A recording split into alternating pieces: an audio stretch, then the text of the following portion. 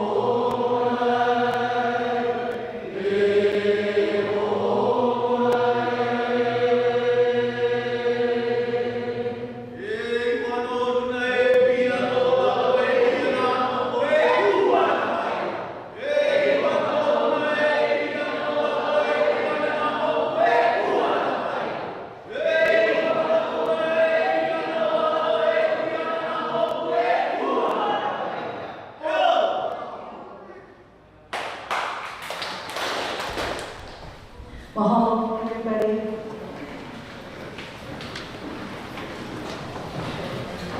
Okay, we're going to have a brief opening from Poamoho, and then the microphone is right in the middle, so this really is about your time. This is our third night, as everybody knows, so just a couple of things. 2 minutes, but if you've been here the last 2 nights, we realize that you're not a stickler for the 2 minutes. We want people to say their piece. I would encourage you, if you have had an opportunity to testify in one of the last 2 nights, maybe just let somebody who's not had an opportunity to go first. We've had people who were waiting and have not had an opportunity to testify, and we really would like everybody to have an opportunity to testify at least once. I got signs tonight, so there will be less bells. You will have this at the 30-second mark, and then you will hear the buzzer, and then I will have a sign that says "Pow" at the 2-minute mark. Okay, Colonel.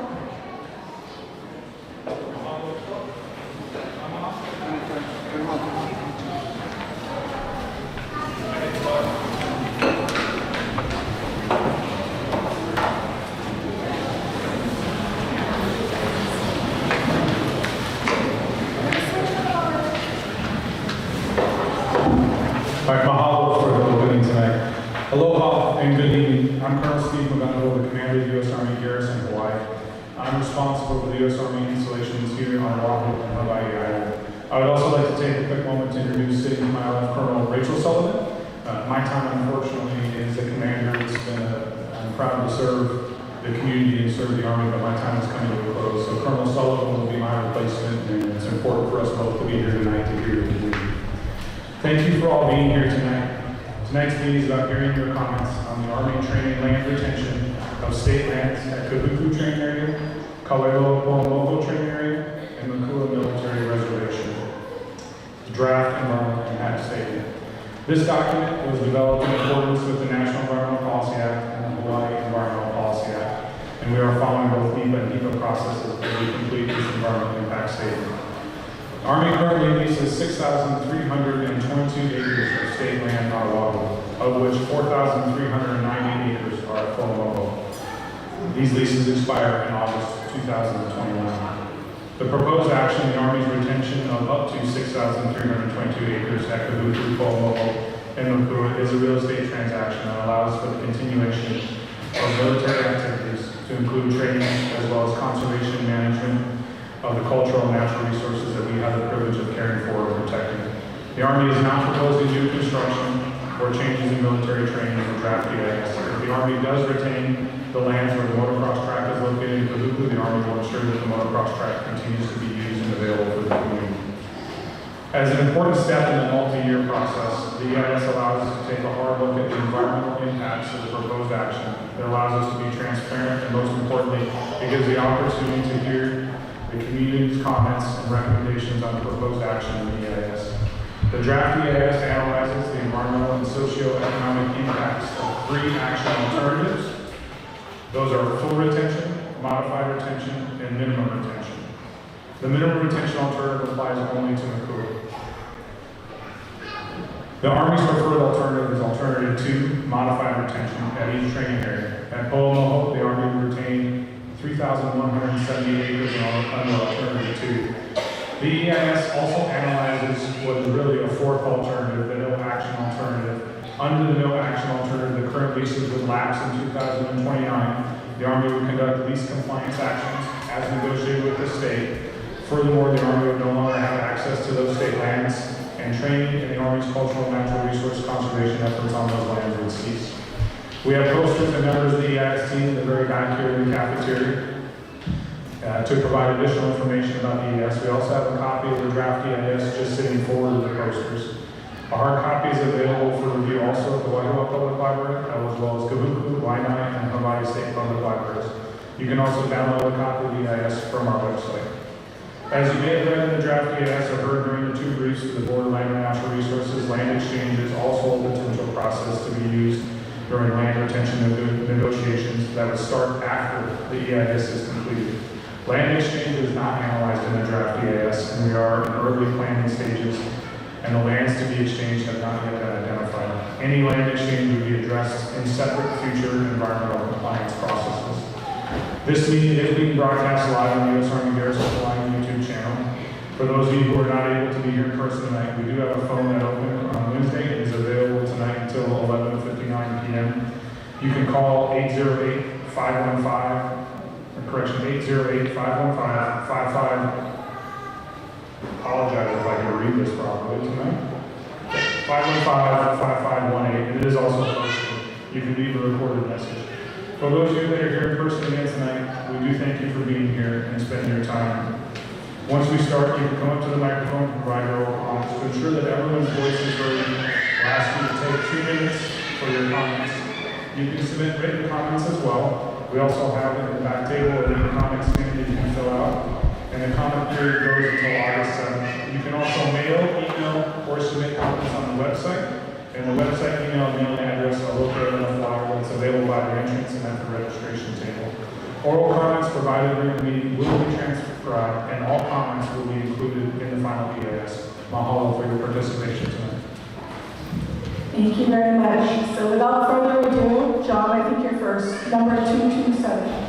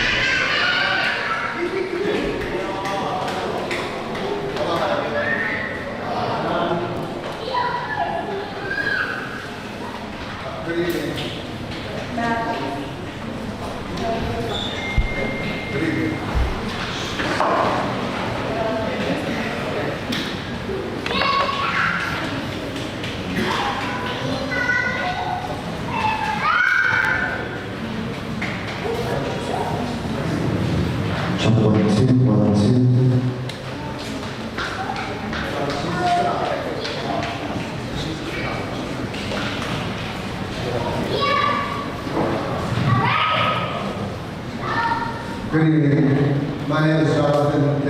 Mokupuni. I'm a professor of Hawaiian Studies and Dean of the Leilehua School of Hawaiian College at the University of Hawaii. I'm speaking in angry opposition to the Department of Defense's intention to secure an extension of leases for 6,330 acres of land on Oahu. The armed services of the United States have had pretty much unrestricted access to more than 1.8 million acres of Crown and government lands since 1898, as well as the use of the Pu'uloa for its coaling station, dry dock, and eventual housing of the U.S. Pacific Fleet since 1888.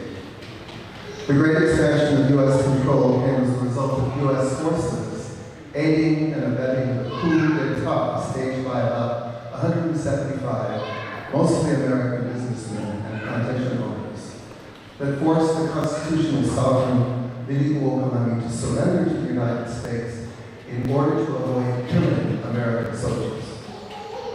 Her action no doubt spared both your soldiers' lives and the lives of tens of thousands of our own people. But it also reflected her hope that the American government would not abandon its commitment to democracy and would honor its numerous treaties of friendship and commerce with the kingdom. Instead, the U.S., unable to convince its own Senate to pass an actual annexation treaty, settled on a joint resolution in both houses, accepting the transfer of the puppet government it had helped create, as well as the crown and government lands of the Hawaiian Kingdom.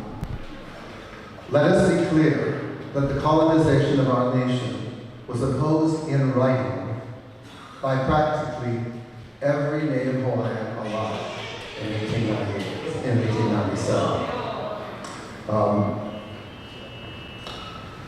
Both crown and government lands are property, established by acts of the Kingdom legislature between 1845 and 1850, signed into the law by King Kamehameha III, and like all property in Hawaii, is protected by law. Only the successors of the king are entitled to the crown lands, and only kingdom government is entitled to control the government lands. U.S. residents over the first 2 decades of the 20th century set aside thousands of acres of those lands for the creation of Fort Shafter, Schofield, Wheeler, Hickam, and later Kaneohe, Bellows, and Ho'olawe. These military bases may have been beneficial to the United States of America and its strategic interests, but they were not obtained lawfully or ethically. And your military's greed for more land has resulted, since the 1960s, in these unbelievable leases. Some of them, like Lualualei, Bellows, and Pohakuloa, from Hawaiian homelands, an agency that is supposed to be placing Hawaiians in affordable homes and on farm lots. Instead, you lease those lands from the state for $1. American loan security is being paid for by generations of homeless Hawaiians. Now you wish to extend those leases, perhaps in exchange for another piece of our lands that your country has already embezzled. We most vehemently protest and demand that the United States military begin drawing down its forces in Hawaii and consider other ways, such as diplomacy, to deal with nations the U.S. considers threats. For whatever security the lands of Hawaii have provided, the American people owe a tremendous debt to the Kanaka. And your country should begin by vacating our lands and beginning the cleanup left from years of military use. It's the least we can do.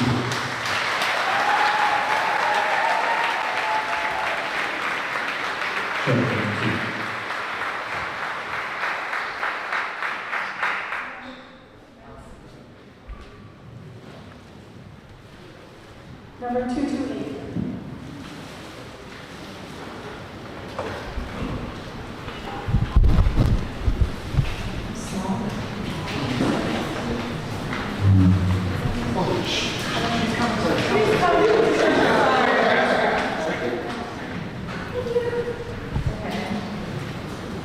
Hello, my name is Nadia Espinosa, and I'm a community organizer and actually an alumni of the Leilehua High School class of 2019.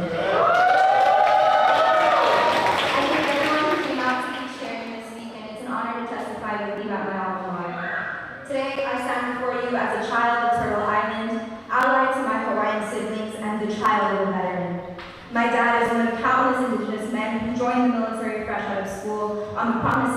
security and stability, my dad spent 20 years contributing to the displacement and exploitation of his and his siblings' lands. I have lived under the military shadow my whole life. I have seen the horrors your soldiers experience and the monstrosities you commit to the communities and lands you occupy. On these islands alone, you have unlawfully stolen Hawaiian Kingdom crown lands for war games.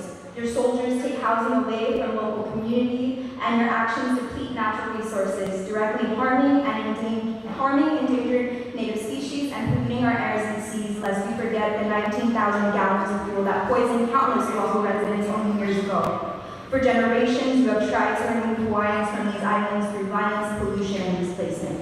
I can stand here and use logic, morality, and even religion to argue with you why the renewal of these leases is wrong.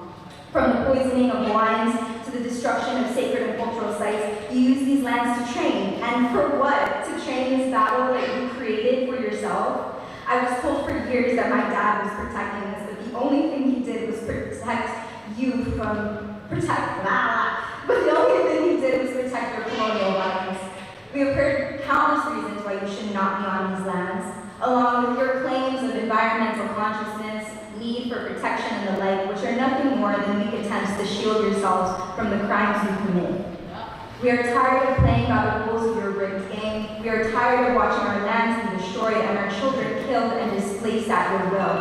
We will not allow for the continuation of military occupation in Hawaii. The leases must end, but no action alternative is the only option. This is not America. This will never be America. From Turtle Island to Hawaii, get out.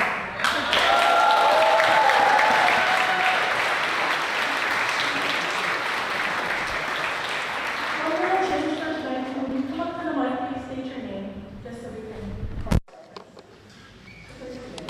229.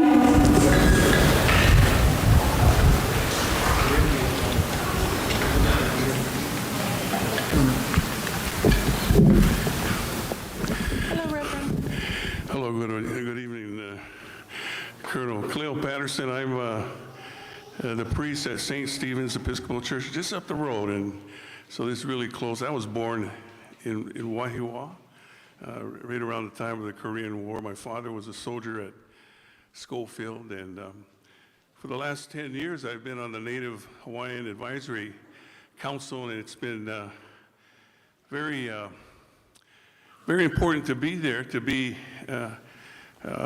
able to review and to see the projects and the proposals related to military training and so on and so forth, and all the things that the Army, at least the areas that we're talking about, and that's been a good experience. And I wish that there was more communication with that Native Hawaiian Legal Native Advisory Council. More interaction with the community, and more efforts to really work with the community and educate the community on the things that are happening. Very important things. We've seen a lot of impact, environmental impact on the lands, and that conversation needs to expand. We've seen in the community numerous statements and resolutions on apologies for the history, and I think the Army and the Armed Forces need to really commit to disseminating those resolutions, like the U.S. Congress Apology and Reconciliation Process. United Churches of Christ has a resolution from 1993, very strong resolution, and the Association of Hawaiian Churches has a resolution titled, it was passed 2 years ago on the national level, titled Ending the 128-Year War Between the U.S. Army and Native Hawaiians. And just this summer, the United Methodist Church passed a very strong resolution, what called an apology resolution. And so we'll see what these churches can do to bring that education, that knowledge into the community, all the history that comes with it, really quick. But I think there's a commitment on the part of the armed forces to really do more education on the history. And I know every September 2nd for the last 10 years, we've had services on Schofield on the Queen's birthday. And that's been an opportunity to do education on that history with the leadership. And we have some new leadership coming in this year. And Colonel, you've been here for a couple of years.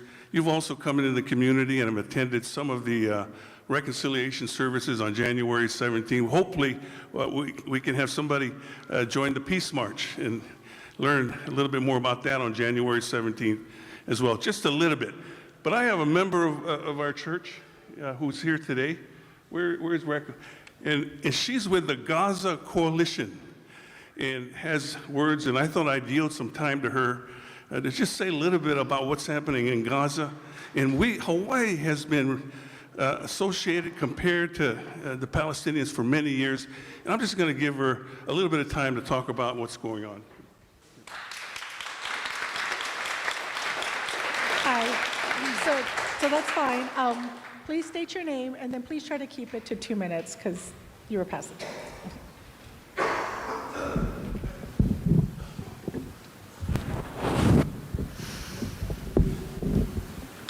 Good evening, everyone, and aloha. I'm Raquel Reynolds. I'm a Kanaka Maoli, and I am of Kanaka Maoli ancestry and a supporting member of the Palestinian Coalition of Hawaii. It's an entity of collective organizations and individuals that are working towards a common goal to end colonization globally. I am a resident of Wahiawa, and I lived in Wahiawa most of my entire life. I moved here since my freshman year of high school, and I graduated from Leilehua in 2006. Unfortunately, most of my memories of high school are not of laughter or cheerful moments with my peers, but occasionally sitting in a darkened classroom due to the power outages and hearing bombs being tested, probably in the forestry area behind the school. I remember how buildings tremble and portables shook. These are from bombs that are being tested by the US military in preparation for wars such as the current ones we are witnessing in Gaza. The US has sent $25 billion of it. This includes $3.8 billion annually from the Obama administration to Israel.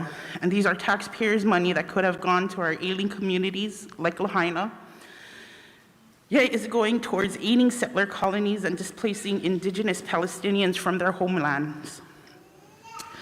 While lands are being occupied and training exercises are being conducted, it leaves a harmful impression on our lands and imposes a threat to the indigenous communities. These military exercises contribute to the extinction of native species that cannot be found elsewhere and prohibiting indigenous populations from being able to access their own resources and or practice from their ancestral lands. Today would have been my late grandfather's 91st birthday, but my family and I wouldn't have known if he would have lived to live a glorious age, because he passed from leukemia when my mother and her siblings were children.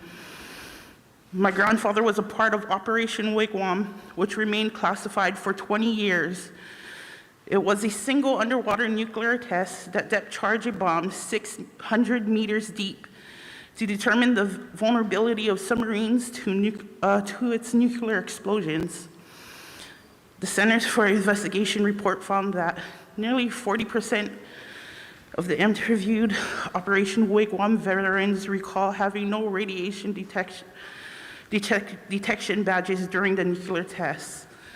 This was 30 kilotons, more than twice the size of Hiroshima's atomic weapon. Despite the Navy's contention that no servicemen were closer than 5 miles to the blast, the logs of my grandfather's ship showed that it was being well under a mile from the bomb detonation site. I'm sorry, I do need you to wrap it up, please. I'm sorry? I need you to wrap it up, please. Yes, I'm almost done. Many were informed that they had participated in a nuclear test until several weeks Operation Wigwam was over. My grandfather's death was not only the blame on this operation, but Joan McCarthy shared that moments before her husband's death, after the detonation, for as far as the eyes could see, that the ocean was covered with dead marine life. She had expressed this at a President's Advisory Committee in 1995, and also stated that Operation Wigwam was a human radiation experiment that caused the death of her husband. With all the testimonies I've heard since Tuesday and testimonies from throughout my life, I stand here today to testify my strong opposition on renewing the lease to the U.S. military, and also state that we should divest from the U.S. colonial government as well, as it seems clear that during their tenure it only worked for their benefits and not for the people. It seems clear that they do not have the capacity to not only care for civilians, but also our lands, water, and seas too. Basic fundamentals that our people wish to uphold. We've also witnessed the lack of moral standards and principles of not only our indigenous ancestors, but all indigenous nations of the world too. So I would like to leave with you all tonight with great words from my friends from Kona for Palestine. Our collective liberation is directly affected by the global imperialism. And so a free Palestine is a free Hawaii, is a free Congo, is a free Sudan, is a free Haiti, is a free Papua, and is a free Turtle Island, so on and so forth. Thank you. Thank you. Number 230.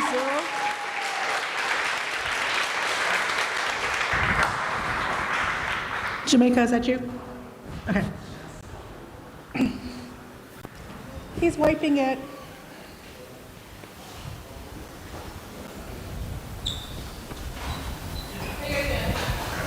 Let's go. Dig in. Aloha mai kākou. My name is Jamaica Heolimeli Kalani Osorio. I'm a native Hawaiian, associate professor of Indigenous and Native Hawaiian politics at the University of Hawaii at Manoa, and a resident of Wahiawa Uka. I come here today as a representative of my family, most of whom reside in Wahiawa and within earshot of the ongoing military violence at Schofield, the Lightning Academy, Poamoho, and other proximal military installations. Military violence is a fact of living in Wahiawa, more so than I could have ever imagined when we first moved here in 2020. From our home, my children can hear the offensive morning parade of your colonial anthem every 8 a.m. At night, my children's sleep is regularly disrupted by your salute to war and waste as your helicopters hover over our heads and your soldiers fire off thousands of live rounds into the night. In these and other ways, your ongoing military occupation is intimate and personal to me and to my ohana and many other Native Hawaiians living in Wahiawa. I also come here as a representative of my Lahui, the Native Hawaiian people who have since at least the 19th century fervently protested and resisted U.S. military occupation in Hawaii and the Pacific.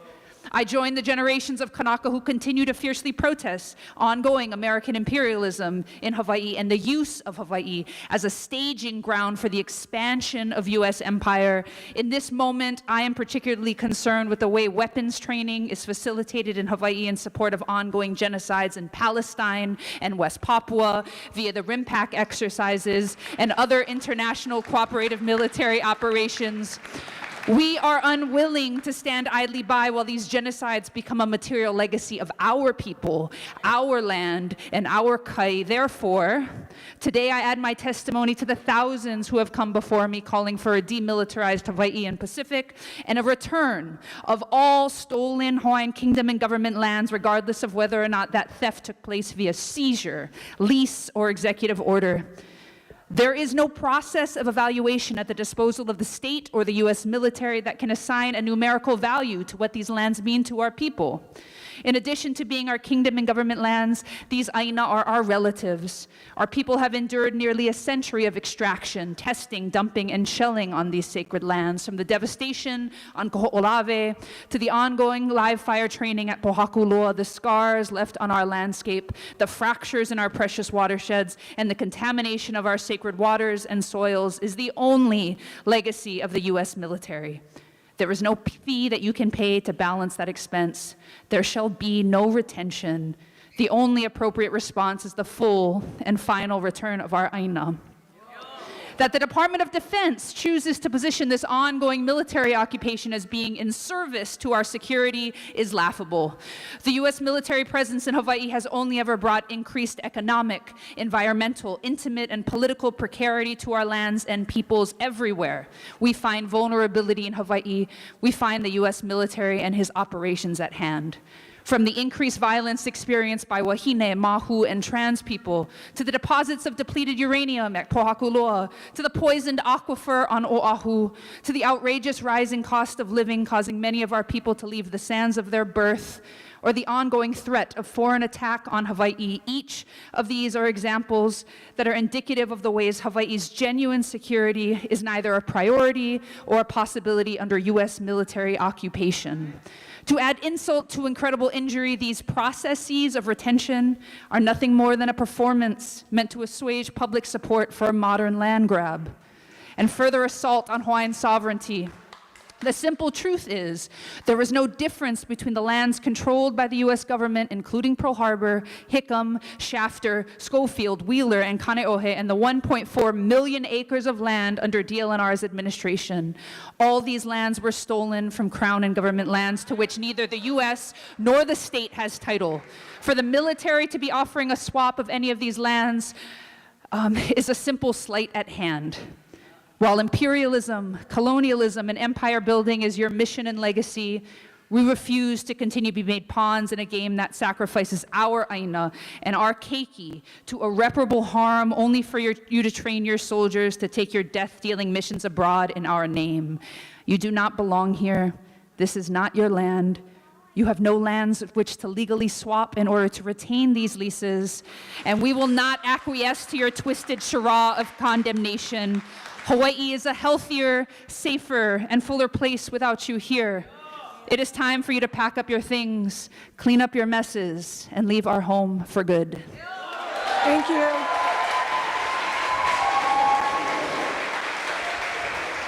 $231. What, 231? She was Jamaica, you were 230, right? Okay, sorry.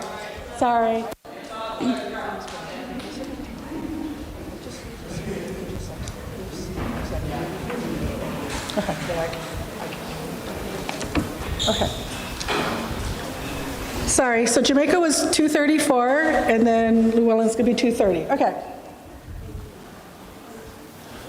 My name is Luella Leonardi. I live on Hawaiian Homestead. I also grew up on Hawaiian Homestead in Waimanalo. I am now presently living in Waianae Valley on Homestead.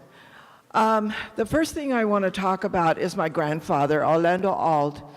Back in 1951, he was on Inuita. He called home to my grandmother and was very, very angry.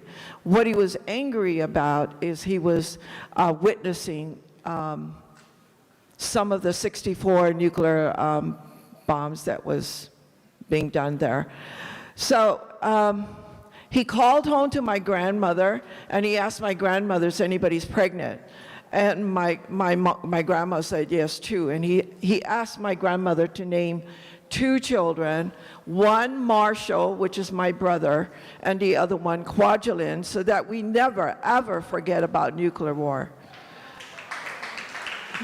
The second thing that I want to talk about is I want to bring up George Helm. I want to bring him up because when he passed, when we lost him, it was 1976, I believe. And for two years thereafter, those of us who were concerned at that time about George Helm, We finally made it to Kaho'olawi on Public Law 95341, and that was the freedom of religion for Alaskan Natives, Native Hawaiians, and Native Americans. So here I am. I'm walking across. Sorry, I saw the 30 seconds. I'm walking across, going to Kaho'olawi. We landed at Honokanainai. We also took a trip to Kealaikahiki. From Honokanainai, and we walked, there was just 5 of us, walked across Kaho'olawi. We also made it to the middle part of Kaho'olawi to Pu'umaiwi. After Pu'umaiwi, we all went to Hakiawava. I turned around and walked back to Honokanainai into the arms of Uncle Mitchell. What I wanted to say here is, actually there's a lot that I want to say. Can you summarize, please?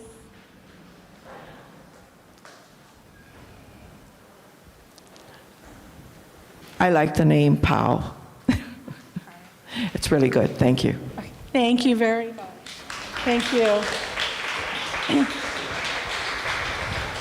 231, please. Number 231. Is that you coming up? I see you waving. Okay. Please state your, oh no, yes, okay. Please state your name when you come to the mic. Thank you very much. Aloha. O Kiana Rose ku'aloha dulan ko'uinoa no kapale maiau no keokaha ko'u Mākua is ohana. That's where my dad's family is from. Also from the Philippines. My mom is from the Philippines. My great-great-great-great-grandpa is John Kalei Manuia, and he was a royal guard for Queen Leilehua. And my dad is currently a foreign area officer for the DoD. I am an intern at an organic farm, and I am also speaking against the military because I hear so much artillery going on whenever I'm just harvesting, like daikon and coastal star lettuce, and that doesn't make any sense. Anyways, some questions that I have.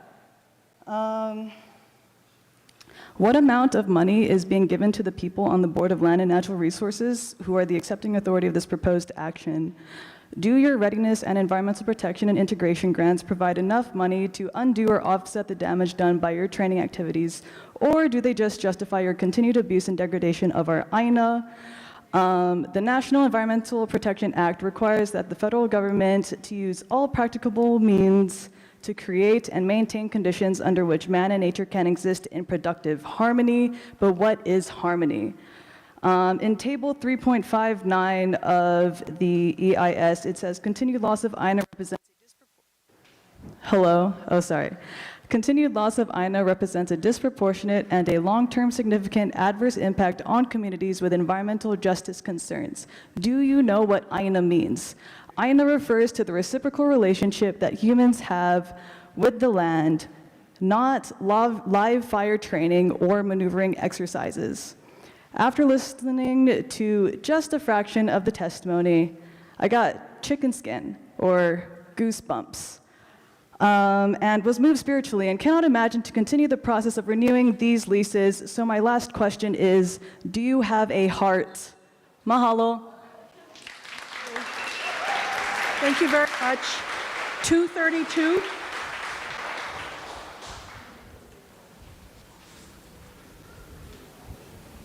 Please state your name. Aloha kako, magandang gabi sa inyong lahat. My name is Kathleen Corpus, and I am a settler from the Philippines, grew up in Kalihi, and I am here to oppose the U.S. Army's retention of all state lands in Kahuku, Kawailoa, and Mākua on the island of Oahu. I'm a proud graduate of UH Manoa in American Studies and Political Science program, deepening my understanding of how my Filipino identity intertwined with Hawaii's history. In Hawaii, we have a legacy of survivance where Filipinos, Kanaka Maoli, and Pacific Islanders embrace our cultures, identities, and traditional practices. We refuse to pledge allegiance to a nation and hegemonic institutions that render our ethnic identities obsolete. Your request to use these lands is unacceptable because of your poor record in being the stewards of this land. There's a saying that the health of the land is the health of the people, yet you've destroyed the aquifer in Kaho'olawe, deprived residents of clean water at Red Hill. Your military activities, including incessant gunfire, noisy helicopters, and environmental pollutants like falling ashes, severely impact the well-being of our people who reside here. Again, we refuse to support the U.S. Army training on these lands. History showed that your training activities often serve to perpetrate U.S. imperialist agendas worldwide. You're training soldiers who contribute to conflicts and commit genocide in places like Palestine and Sudan. Let me point this out. Our community holds a solution. We are capable of stewarding these lands and practicing aloha aina. We demand that these lands return to Hawaii so we can restore food systems, reclaim cultural practices vital to our livelihoods, and military training are fundamentally incompatible with aina-based values. Continuing to desecrate and exploit these lands is unjust. The true alternative is clear. Return these lands. Where our leaders are ready to govern responsibility, we stand united in our determination to protect and preserve these sacred lands. Aloha and salamat.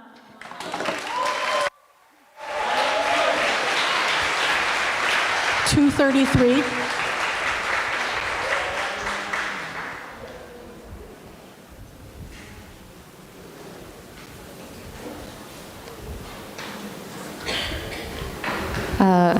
Hello, my name is Cami Yamamoto.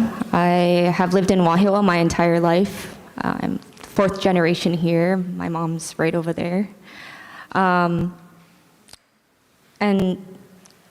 I just want to talk about just my personal experiences, why I've come to distrust the U.S. military. I don't believe anything you guys say and promise. And why we don't need the U.S. here, in Hawaii, in the Philippines, anywhere else in the world. After I joined Filipino grassroots organizations a few years ago, I learned that the 25th Infantry Division, which is housed in Schofield, trains and deploys military personnel to train the armed forces of the Philippines. The U.S. Army trains the AFP in jungle operations in places like here in Wahiawa, Kahuku, Waianae, and they even have annual trainings together like the Balikatan exercises that just concluded just last month. It's armies like the AFP that are trained in counterinsurgency tactics to target, harass, and kill peasant farmers, workers, and other human rights advocates, some of people I know. The brutality of the AFP is well known. Earlier this year, the International People's Tribunal ruled the Biden, Duterte, and Marcos administration as guilty of gross human rights violations. And I encourage you, the US military, to listen to the trial, to hear the stories of survivors who were kidnapped in broad daylight, or the loved ones of organizers who were tortured, murdered, and paraded as trophies, and remind yourselves that it's you guys who trained them to do that. Just like they're doing in Palestine. These trainings are supposedly in the name of protecting democracy, promoting peace, safekeeping the Indo-Pacific. The list goes on and on. But like Hawaii, the Philippines is nothing but a pawn in the US war games, and it's the people who suffer. Whether it's here in Hawaii, the Philippines, or in Palestine, these people may be terrorists to you, but to me, our kasamas in the Philippines, people here in Hawaii, these are the very people that we inspire us to continue to organize ourselves and to dream of a better society for our future. The military does nothing except exploit people and natural resources. We don't need the renewal of the military leases here in Hawaii. We don't need the US military bases in the Philippines, and we don't need them anywhere else in the world. We say US out of Hawaii, US out of the Philippines, and everywhere else. Thank you very much. Thank you. So I think Jamaica was 234, so she already went, so 235. I just want to check, you're 235? Perfect, thank you. Please state your name. Mahalo, mahalo. Aloha, everybody. I oppose the lease extensions. It is time to heal the land, to heal the Aina. Look back to Haloa. What is the opposite of Haloa? Ha'iki. Ha'iki is short breath. And Haloa was actually a man and the kalo. But if Haloa was ha'iki, then Haloa wouldn't be making good decisions, yeah? He wouldn't be breathing in fully like ha-loa, big breath. Ha'iki is what decides whether you, ha'iki and ha'loa, they rather decides whether you make good decisions or bad decisions, whether you're panicking or whether you're relaxed and stay calm. Back to the Baibala, we are stewards of the Aina, not destroyers of the Aina. We are here to malama the Aina, malama each other, and malama Keakua. It is our sacred kuleana to malama. Mahalo. Mahalo nui. Oh, I'm sorry, brother. Can you state your name? O ulupui ko ino. Mahalo. 236.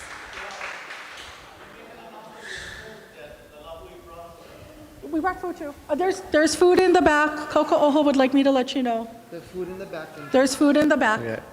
And Matt and I brought Tanya's for you guys. So there's pie. Okay.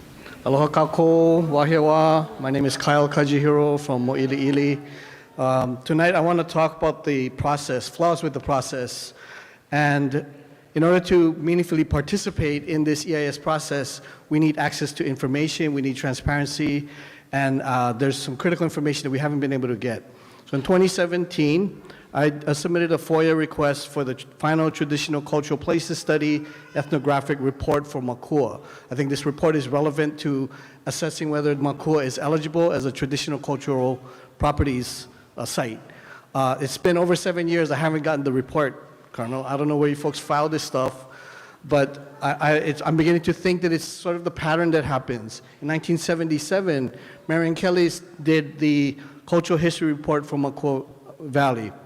And because the findings were critical of the Army's use of the valley, that report was suppressed for over 30 years. In 2006, during the Stryker Brigade expansion, OHA sued the Army for violating Section 106 of the National Historic Preservation Act for failing to conduct adequate archaeological surveys of the sites. So as a settlement, they agreed to allow a limited survey of sites in Leilehua, Schofield, Kahuku, and Pohakuloa. Chris Monahan led that study. It was completed in 2009. But the report was never released. The report recommended that these many sites were eligible for National Register of Historic Places and possibly it should be evaluated for inclusion as traditional cultural properties. So what happened to that report? I submitted it along with my comments on the scoping process and the cultural impact assessment, but I don't see it cited in the report and I don't see the documents available to the public. And so there are other documents cited in the report that I would like to be made available. You cite the Army Range Complex Master Plan, 2022. Please make that available on the website. You also cite the analysis of alternative study, but there's no citation listed in the bibliography, and I think that that's very relevant for us to understand how you're looking at these sites.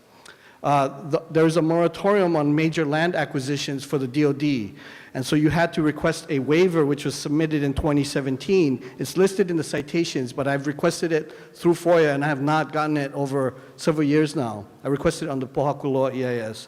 And also the major land acquisition waiver which was granted in 2018, but again, I have not received that document. So please post those on the website, because this is all relevant and necessary for us to understand what your plans are. And so the fact that they haven't been released and made available makes me wonder whether you have some cards up your sleeve that you're hiding from us, because if we understood what was really going on, we would be able to raise our voices to it. So please make those information available. Thank you. Thank you very much, Dr. Kajihiro. Number 237.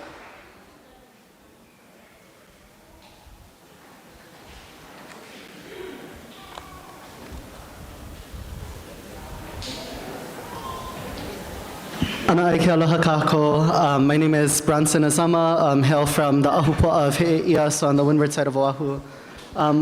The thing I'd like to share is, when it comes to take us back to a time in 1849, when there was a relationship that was made and a treaty signed between agents of the United States and Kauikeaʻuli and his heirs and successors. That was supposed to be a beginning of a relationship that was acknowledged as a treaty of friendship. Yet after 1893 and the participation of the United States in an illegal usurpation of our government and our queen, we find 131 years of a bad friend, where legal solutions to our illegal problem are often deduced to being a political question and not a legal one.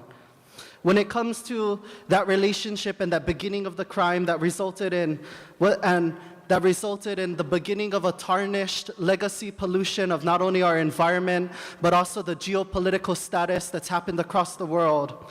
How is the rest of the world supposed to believe that you're the good guys as you illegally occupy a neutral nation state that suffers, a quote, mahalo, a quote, according to the United Nations Memo on Human Rights, an illegal military occupation and fraudulent annexation? This is patient zero when it comes to Hawaii in the relations that are happening across the world. To pretend that what's happening here, as others say, this isn't compartmentalized when it comes to the lands and the designations that you folks have provided for us to look at. When we think about the same way the biosphere works and how it's all interconnected, it's the same for the politics and the human relation and harm that's caused here in Hawaii by the United States military. One of the things that I'd like to bring up in acknowledging that my time's a little bit short is, as others have shared about this notion that Hawaii is supposed to be a space of healing. We're taught, and I was taught by my kupuna, that peace is not the absence of war, but rather the fulfillment of harmony. And what peace has been brought as a result of your occupation, not only to here in Hawaii, but also across the world. It's gotten worse. So we need something better. I ain't gonna experience another 50 years of this bullshit, to be quite frank, when we think about the turmoil that's happening across the planet. I would say it's time to return a Switzerland of the Pacific again. We're tired of all of this turmoil between these global superpowers, when it's time to elevate a blue consciousness. This is a blue planet. When it comes to the harm that the United States and other colonial powers are causing here in Hawaii and the ocean, we must remember that the Pacific is a third of the world's surface. The US and the attempts that it's making to steal our lands in the remote Pacific Islands through conservation, that's the biggest lie, that the United States is the best to conserve our resources. Thank you, I'll wrap up. So when it's time for our future, the time and the opportunity is now. When it comes to the things that my elders taught me, it's that you have to clean your house first before you go into others.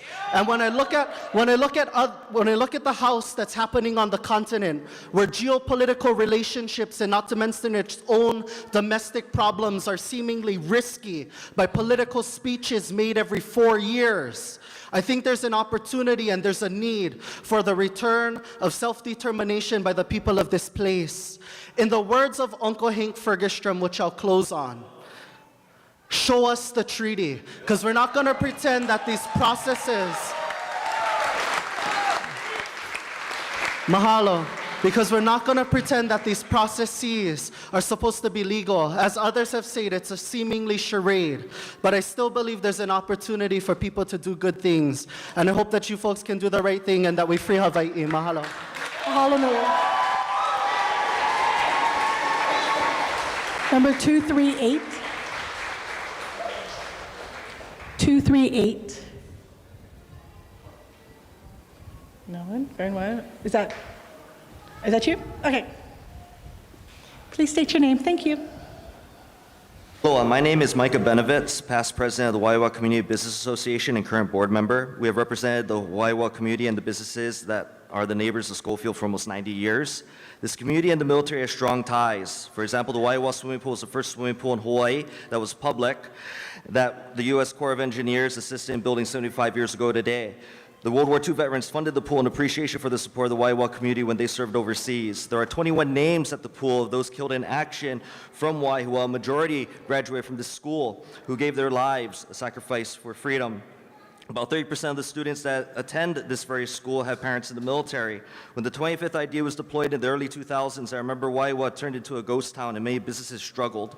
During lunchtime, there are many military personnel in Waiwa who patronize the small businesses.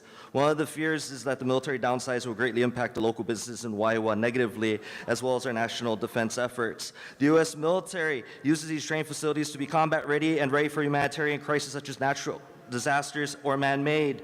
The current global geopolitics is also worrisome with the aggression of authoritarian regimes such as Russia invading Ukraine, Iran using proxies in the Middle East, North Korea escalating by providing weapons to Russia and increasing their nuclear capabilities. Our country is facing dire challenges. Further complicating in this quandary faces by communities in the Indo-Pacific with the expansion of the PRC to the Spratly Islands encroaching upon Vietnam and the Philippines, and other parts of the Pacific, including its rattle-sabering over the Straits of Taiwan. In addition, the PRC is extending its tentacles in the South Pacific, with Tonga deeply in debt with the PRC and forging closer relations with the Solomon Islands. Last year, the Solomon Islands blocked port visits to U.S. naval ships. There are parallels with the current events of aggression authoritarian regimes to the 1930s of fascism, which led to World War II. Democracies today are being threatened both in Europe and in Indo-Pacific. The war in Ukraine is escalating with transnational soldiers fighting on both sides. Currently, the PRC is training in Belarus with the Russian military. Last year, the South African military participated in a 10-day joint day military exercise with Russia and the PRC along the South African East Coast. To conclude, the WCBA supports the U.S. military having areas to continue their training to prepare against threats from abroad and appreciates its prompt response to community concerns. It's been many decades since the military vehicles have traveled through our streets to East Range. The footprint has been replaced by helicopters. Any negative testimony you hear tonight is not from the vast majority of the Waiwa community, nor is it of the vast majority of the Hawaii citizens. Mahalo. Okay, thank you. 239.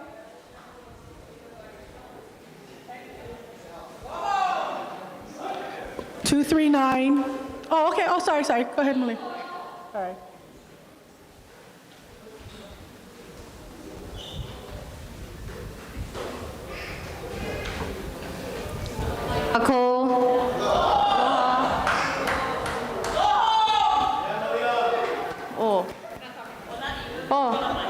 No, it's all good,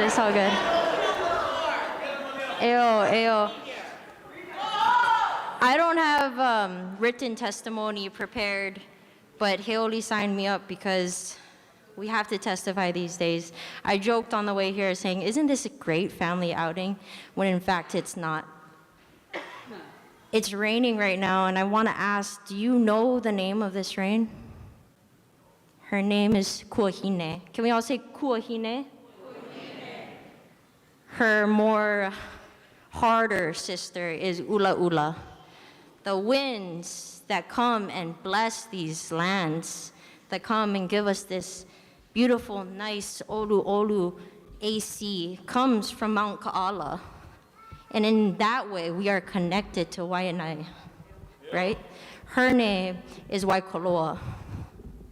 And I want you to know these names because these are inoa that are important to our aina.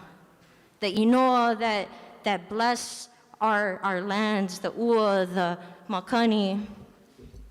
They have stories. They have personalities. They have ike.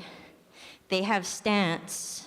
And they were here and they will be here before any of us and after any of us. I put my kids to sleep every night, and on some nights my kids, they rattle in their sleep because they hear your live Army training.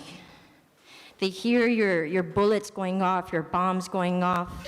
On the way home, my daughter Kalewo, he asks, "Mommy, what's that in the distance? There's a plume of smoke happening." I tell her that the military is bombing the lands.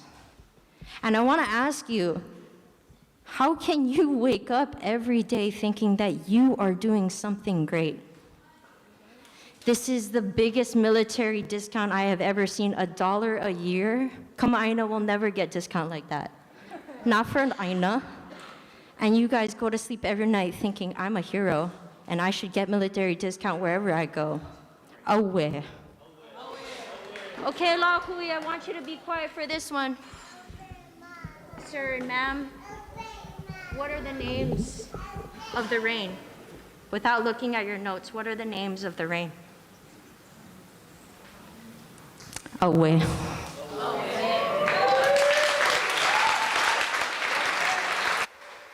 Thank you. 240, 240.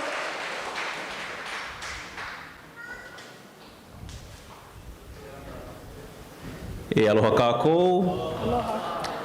My name is Kaulana Ing. I am a resident of Wahiawa. I live up in Wahiawa Uka at the top of California Ave near the Lightning Academy. And I really love this town. My wife's Ohana has been here for many generations. I'm lucky enough to have just moved here a few years ago. And you know, I love that people can have different politics, different opinions, but still come together talking about the places they love, the lands they love, their favorite streams that we play in. We show up to each other's babies' first birthday parties, check on our older neighbors. I think we have pride in being good neighbors here. And that's one of the things that really brings this town together, and one of the reasons I'm so proud to live here. And we try to bring that into our own home as well, into our living room. You know, I'll share a story that just a few months ago, my daughter, Ilima Makalai, was taking her first steps. You know, it was her first time walking, so if you can imagine, she is, you know, dawdling around, looking down at her feet. She looks up at us, and she has the biggest smile on her face, right? Just pure stoke. It's a new experience, and she's loving it. And then imagine that face turns into pure terror because our entire house is shaking because a helicopter is flying directly over our home at 8 p.m. And that's another first experience for her, the first experience of terror. This is a reality of living here in Wahiawa. That day she learned that she has people around her protecting her who will share joy with her, and also that at any given moment, she is subject to terror. That the soundtrack of her childhood will be machine guns at 10:30 p.m., waking her up at night, will be mortar rounds echoing through our valley, will be people zooming up to get to their exercises on time, just barely missing us as we walk around our street. And let me share with you one more story. So this was about a year ago, actually just before my baby was born, actually just a few days before, we were, my wife was having contractions, right? And we're an older couple, we need to get to the hospital on time. So we grabbed the go bag, got in the car, headed out. And as we were trying to exit our neighborhood, we couldn't because there were too many cars parked along the side of the street. And apparently there were people walking to an exercise there in the Lightning Academy, right? And it was so packed that the bus trying to go up the street couldn't make it through. We were bottlenecked in and stuck there. And so I left her in the car in the AC. I ran out to get a solution to try to get us through. There's a lot of people in uniform. So the first person in uniform I asked, hey, can you help us get through? We can't get through. My wife's may be in labor. We're trying to get to the hospital. He said, no, sorry. I need to get to this ceremony. I need to get there. I'm late already. Sorry. Then I asked the next person in uniform. I said, can you help us? Can you help us here? He said, no, sorry. We have a right to be here. We have a right to park here because we're having a ceremony, a graduation ceremony over there. The third uniform person I asked, he said, why are you raising your voice at me? Why are you raising your voice at me? This isn't my fault. This is someone else's fault. You need to talk to someone else. He went along and joined the rest of his friends at the ceremony. So it wasn't until all of my neighbors got out of their cars, walked out of their homes to back me up because they could tell I was in distress, that we were finally able to get an officer to come down and command everyone to move their cars. Right? So this is a situation where the livelihood, the actual health and safety of my wife and my unborn child were put at risk because of an exercise of ego, in my opinion, that was happening in our neighborhood. So I just think that the military has not been good neighbors to the people in this community, and therefore I can't trust that they would be good stewards of these lands here or elsewhere across the Pai'aina. So I argue for the deoccupation of all these lands across Hawaii. Mahalo. Thank you. 241.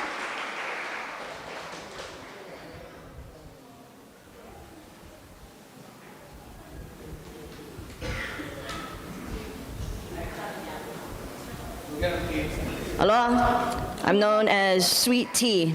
That's it, that's all you need to know. Okay, you got the history lesson already, right? I am a vet, sad to say. But when I joined, I did not know what I was joining. I thought I was an American, just like probably everybody in this room. I slowly discovered the truth while being in the military. Afghanistan, I was deployed right before bin Laden got taken out. It was there that I'm sitting in a tower that I shouldn't have been in because I am a female and I had 2 Afghan males with me. Rocks started flying at this tower. I look out and it's a little kid. Those 2 Afghan soldiers, they started pointing their weapon at him. I said, "What are you doing?" It's a kid. And he goes, "But he's on the outside." I go, "But he's still a kid, and he's still one of your people." At that moment, I thought of my people. I was the one wearing the uniform. I was the one oppressing my people. So when I came back from Afghanistan, I got the hell out. And I made sure damn well you guys paid for me to get out, and still continue to pay for me. Okay? Along my way, this time limit stuff can go away. You know why? Because your time is up. Your time is up. This is our time. 131 years we've been waiting to participate. We ain't participating anymore. No means no. Okay? And along my journey of starting to fight for my Aina and my people, you guys are the biggest terrorists in the entire world. This rimpat crap, why do we need war? Why? World domination, ego, pride, money. Go build your own little freaking floating island somewhere in the Pacific and leave us alone. You guys don't get it. Like Brada was talking about getting blocked in his home because he couldn't get to the hospital because of all the military personnel. Let me tell you, and I know this is true because I wore that uniform. When I put that uniform on, before I knew better, I walked around proud. Yeah, oh look, everybody's looking at me, everybody's getting out of my way. You damn right, you better get out of my way. And I guarantee you that's how you feel every time you put that uniform on. And that's how everybody else in the military feels when they put that uniform on. They look down upon us. They think they can trample on us. Is that right? No, it's not. Another thing, you guys only listen to US law. What is your oath? What did you take? I uphold and defend the United States Constitution of both foreign and domestic, right? What is the law of the land of your US Constitution? Do you know? Do you know your law of the land? It's treaties. Treaties is the law of your land. But we have no treaty of annexation with the United States, right? You can Google it, and it'll come up with joint resolution. A joint resolution is not the treaty of annexation, and that's basic law. I quit law school, or going to law school, because I don't need that, because that's a US piece of paper. And let me tell you, we will play your game right now. Did you know about a notice that was sent to the Supreme Court of the United States back in March? It said all public actors, which include the military, must uphold and defend their oath to the United States Constitution, or they will be jailed and all property seized. Better go check that out, because it was ruled 9-0 by your law. All of these verbal testimonies that we have given, consider that affidavits to the notice that was sent to SCOTUS. No means no. You guys need to get out. We don't need you. We don't want you. You were never invited in the first place.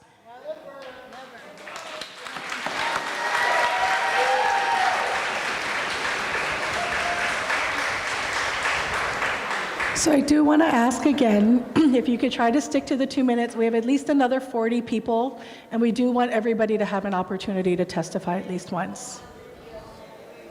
242?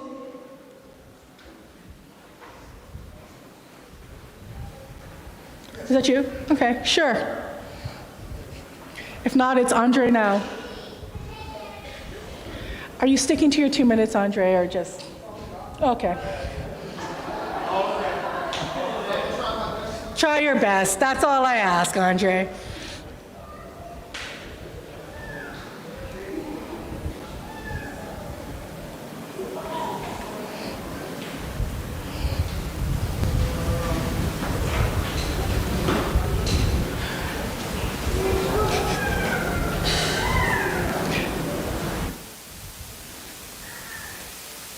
Do you have props? Do you need like? Okay.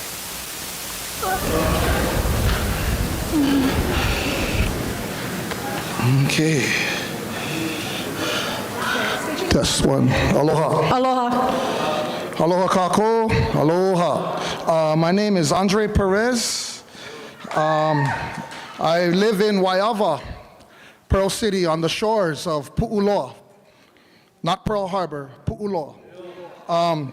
I live with my family directly across a military Superfund site, one of the most toxic sites in the US. And we live literally 200 feet across from that beginnings of that Superfund site. I'm coming from a baseline of demilitarization.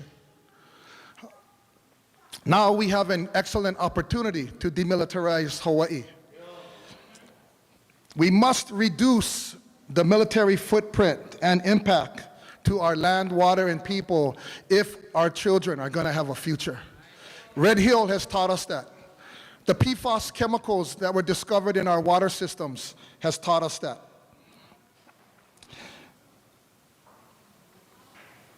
But I also know that the reality is that the US military is not going to pick up and leave Hawaii anytime soon.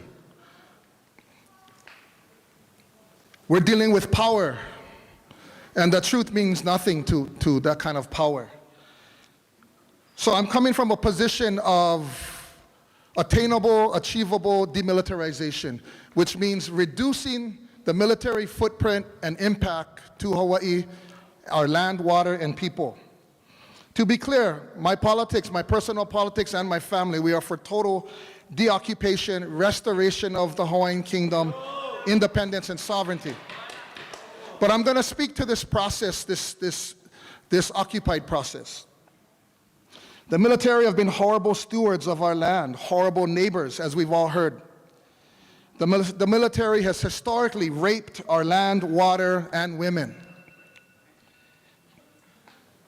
The land issues revolve around contamination, toxicity, Superfund sites. In 2022, the Army started one of the largest fires in Pohakuloa. Most people don't even know about that.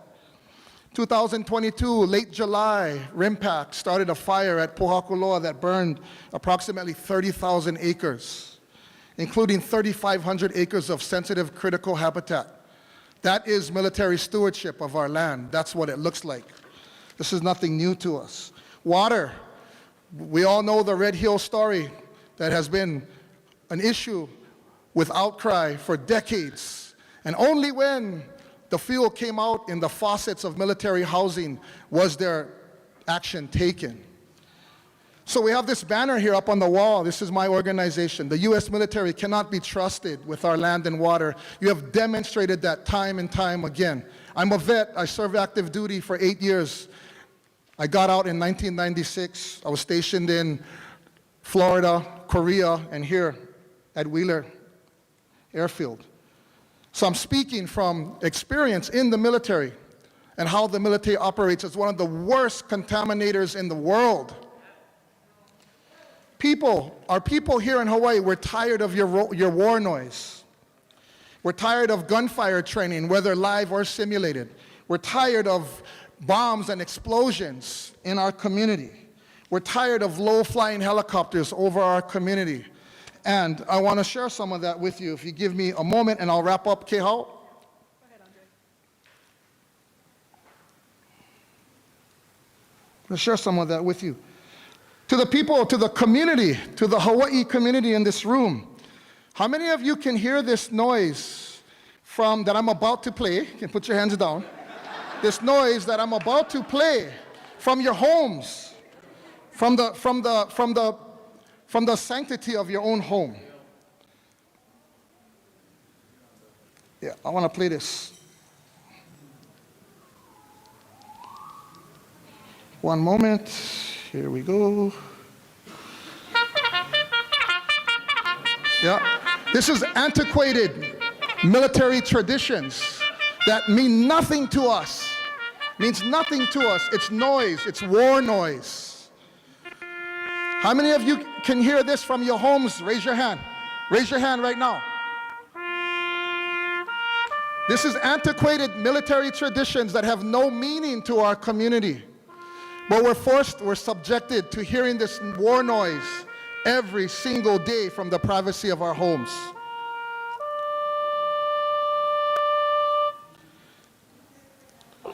I want to ask how many people I'm going to play one more.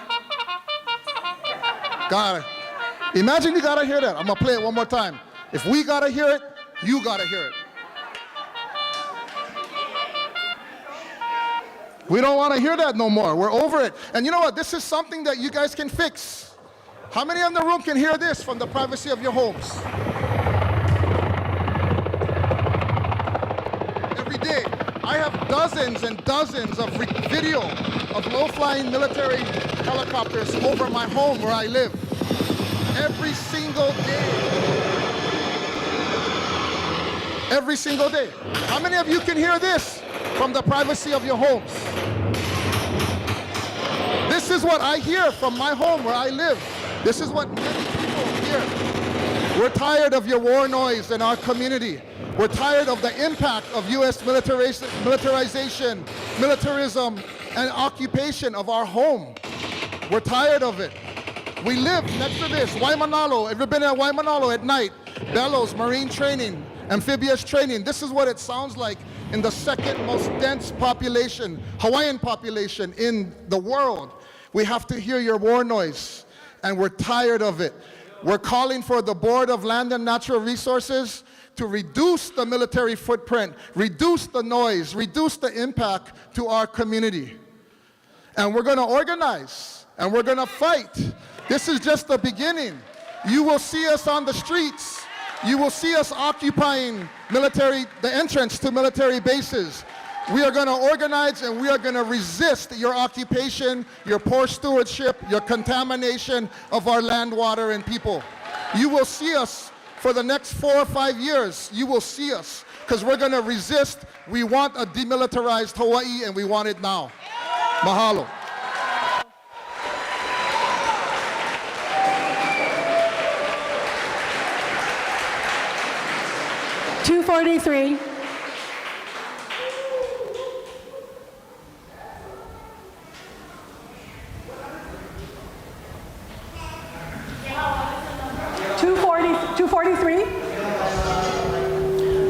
243? Yep. Yep. I'm 243. Aloha nui. Who can follow that? Right on. Right on, Andre. Land back. Let's get a round of applause for that. Aloha nui. My name is Alessa Ainalani Nubo. I'm speaking to you from an indigenous perspective as an Oiwi of this land.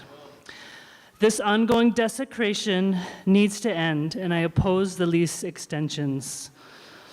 I grew up in Kula on Maui, and the childhood backdrop to growing up there was listening to the bombing of Kaho'olawe, listening to the military crack the water table and basically bomb that island until it was hard pan and it was bleeding and raining off into the ocean around it. So that was a hard reality to grow up with, and it's nothing compared to what the children of Palestine are going through. But the overarching values and themes that we carry with us as Hawaiians are about aloha aina. Everything that the military does to train on our lands goes against this concept, goes against loving the land, being good stewards to the land. The ongoing desecration and threat to the environment, the ocean, the land, our aina, the spring water, all the sources, all the organisms that live here with us. These organisms we also consider our kupuna and our ancestors. They have no voice in this. There's continued limited access to the public, namely the Kanaka Maoli, to access and cultivate and care for lands, especially Mākua Valley. What will the environmental impact be if these lands aren't rehabilitated, cleaned, and returned? The larger concern is the ongoing abuse and desecration of our land. The actions of the military have had dire impact on our people, our land, and the long-term implications, the health of the environment, the spiritual and psychological well-being of our people. At this point, it's about doing the right thing, and that's cleaning up and having minimal to zero presence, reducing your footprint. These state-owned lands that you leased for the last 65 years, ending in 2029, just a few more points that I wanted to bring up from the EIS. One of the things that I read was over the past 6 decades, the state-owned lands have been an important portion of the approximate 18,000 acres on Kahuku training area, Kawailoa Poamoho training area, KPT Mākua Military Reserve, and of the approximately 51,000 acres of Army training areas across Oahu. That's 51,000 acres. That's a lot of land. And there are a lot of us who don't have any land, no homes, and it's just not fair. It's not right anymore. And we're talking about 6,322 acres of leased state land. So this is directed not just to you, but to the BLNR and to our state, who we also have to hold accountable, not just to you. Thank you for your time. Aloha. Thank you very much. 244. Cami, are you 244? Go ahead.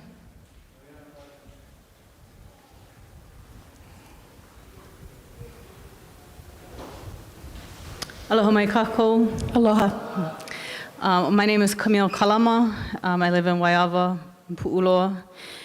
And I'm here today not because I think that my 2 minutes of testimony in my 40s as the first chance to speak on the retention of these lands, on the military's use of thousands of acres of our national lands is going to make a huge difference to you. I'm here because we have no choice. It's our kuleana as descendants of people who signed those ku'e petitions to oppose U.S. annexation. The great myth is that they failed. The truth is that they succeeded. There is no treaty. That was a success. They beat it. What we have is a resolution. We also have a resolution that is your law, that says that we have unrelinquished claims to those lands, to all of these lands, these 6,000 acres and some that you're proposing to continue using. We have unrelinquished claims to those lands. That is a property right, that's a property interest, and property does not even begin to convey what that means to our people. But we have an absolute right to have a say over those lands. And these 2 minutes to speak, this letters that we can write in. That is not a say.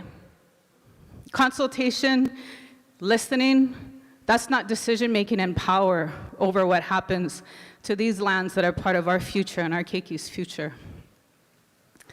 But we're here because we have to be here.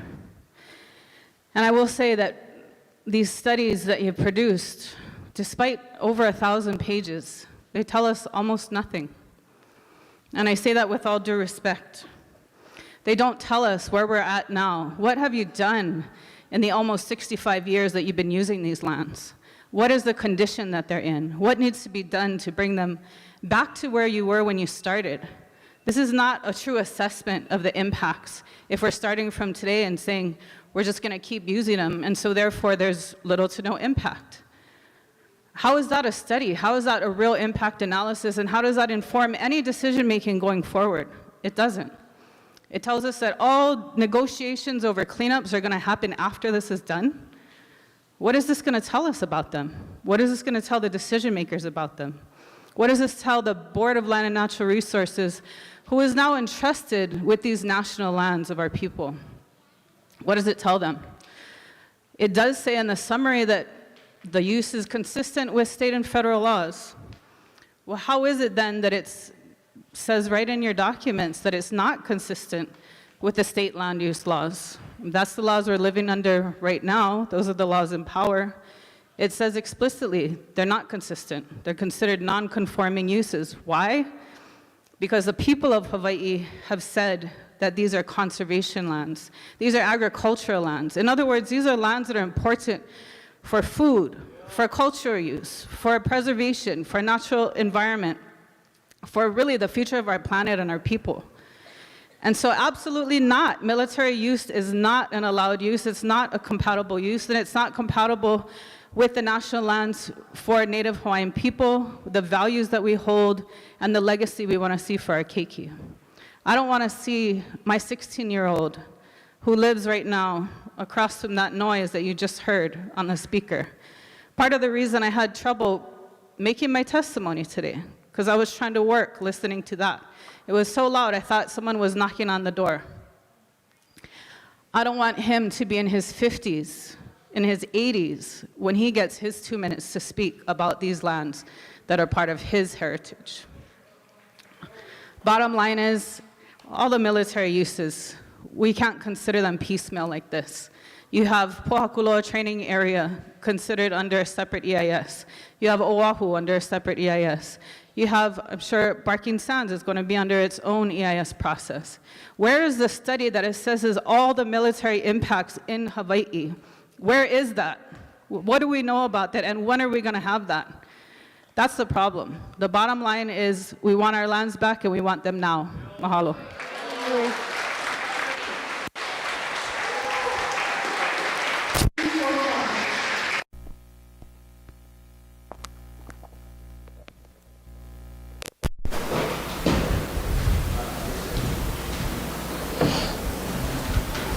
Aloha. Aloha. My name is Kaliko Amona. I live in Pupukea, Oahu, North Shore.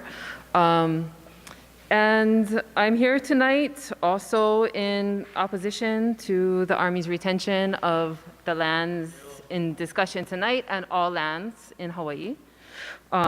Speaking to the EIS, the no action alternative is the only acceptable alternative in the draft if we're going to talk in that kind of language.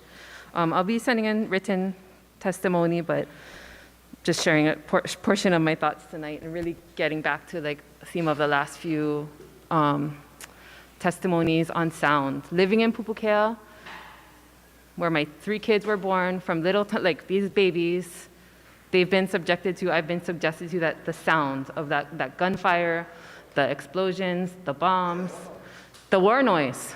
These flights over our house, shaking our tiny little old cottage house, Quonset hut, shaking it. And having to, again, answer to my kids, that are much older than these little babies. Oh, what is that? That's the military doing their thing. And I thought I would see something like that in the EIS, because I'm sure it's been talked about before in scoping meetings. So went to the noise section of the EIS and just saw, it's in the language of decibels and how loud something is. Nothing about the nature of these sounds and what it does to people and what it means to people. It's like this constant taunting and terrorizing, the soundtrack. And also in the noise section, it talks about, we think it's likely that the bats and the birds, they habituate to these sounds, like, not a problem. And as I was reading, like, they probably think, like, we have habituated to these sounds as well. And not just to the sounds, but the present entirely. So we have not habituated. It has been a constant negative impact, and it's time for these leases to end and not be renewed. Thank you. Thank you, Kaliko. 246.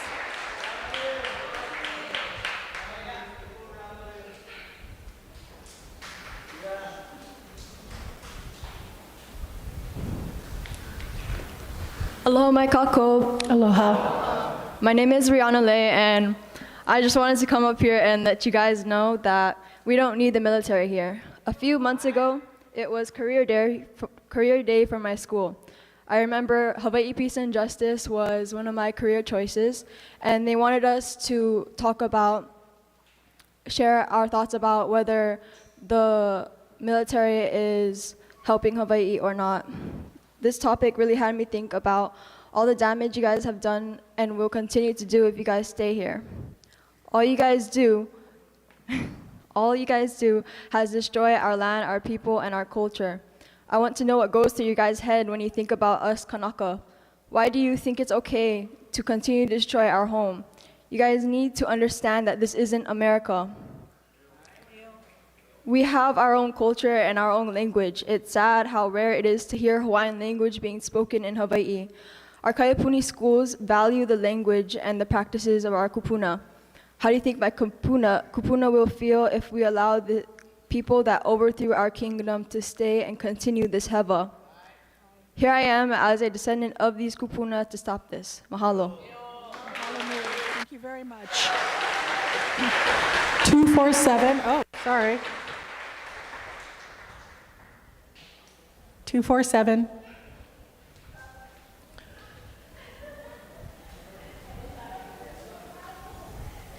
Okay, that was a psych. Okay, is there 247 here? Okay.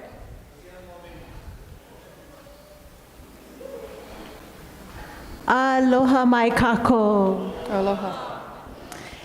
I am Keiki, to recap, I am Keiki Oka Aina, and I am born 1976, born and raised Kalihi Palama, but for 9 years, we live on Pearl City Peninsula, Navy housing, as known as Manana.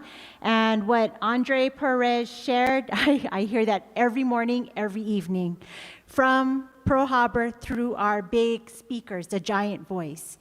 Anyways, I came here to speak to that camera in hopes that the Pentagon, the Army, military, executive officials, and your home state, congressmen, senators, as well as the rest of the Army and Department of Defense that are here, their home state, Congress and senators, and then our Hawaiian kingdom, Hawaii, senators and congressmen, hears my voice and all of our voices. I came here to speak about the Aina, the land. So as I said, recap, 2 nights ago, I woke up my first year within becoming a 17-year Navy wife, living on Japan, to on my own decolonizing, to understand the proper Hawaiian history, right? Well, what I know about the Aina, the land, is, especially where I live, Pearl City Peninsula, every square foot that all the military bases, all the military occupies on, where all the Department of Defense is, where all of your Hawaii military community lives, where Kapalina Beach Homes is, where Moanalua Shopping Center is, where the 13 Navy housing neighborhoods are, the 2 Army housing neighborhoods, et cetera, et cetera, et cetera. Everywhere those military bases are is contaminated with toxins.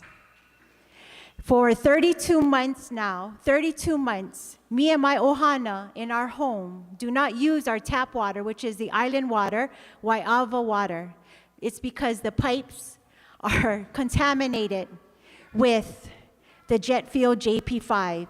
I was the whistleblower for Pearl City Peninsula, December 8, 2021.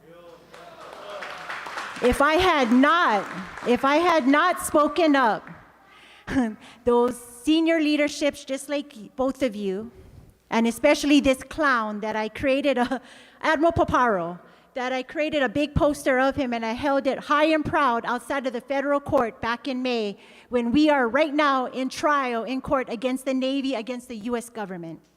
I made this huge poster and it says, "Ha, I jet fueled Oahu and got away with it." The very morning I held up this high in May, he was being ranked, promoted from Indo-PACOM to now taking over the whole entire Pacific Fleet. And he's the one that covered us all up and allowed me and my ohana, my home island, and many of our Hawaii military community, present and past, to be poisoned. And right now, the Navy is winning.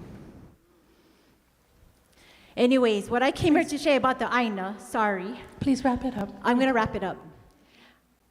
It's haunted. I know all the paranormal stories of our military bases, so does Sister Lori. And especially with me taking care of the Pearl City Peninsula Navy housing for several years, I have helped even your soldiers get their home cleansed and blessed and understood why they're seeing Hawaiian spirits.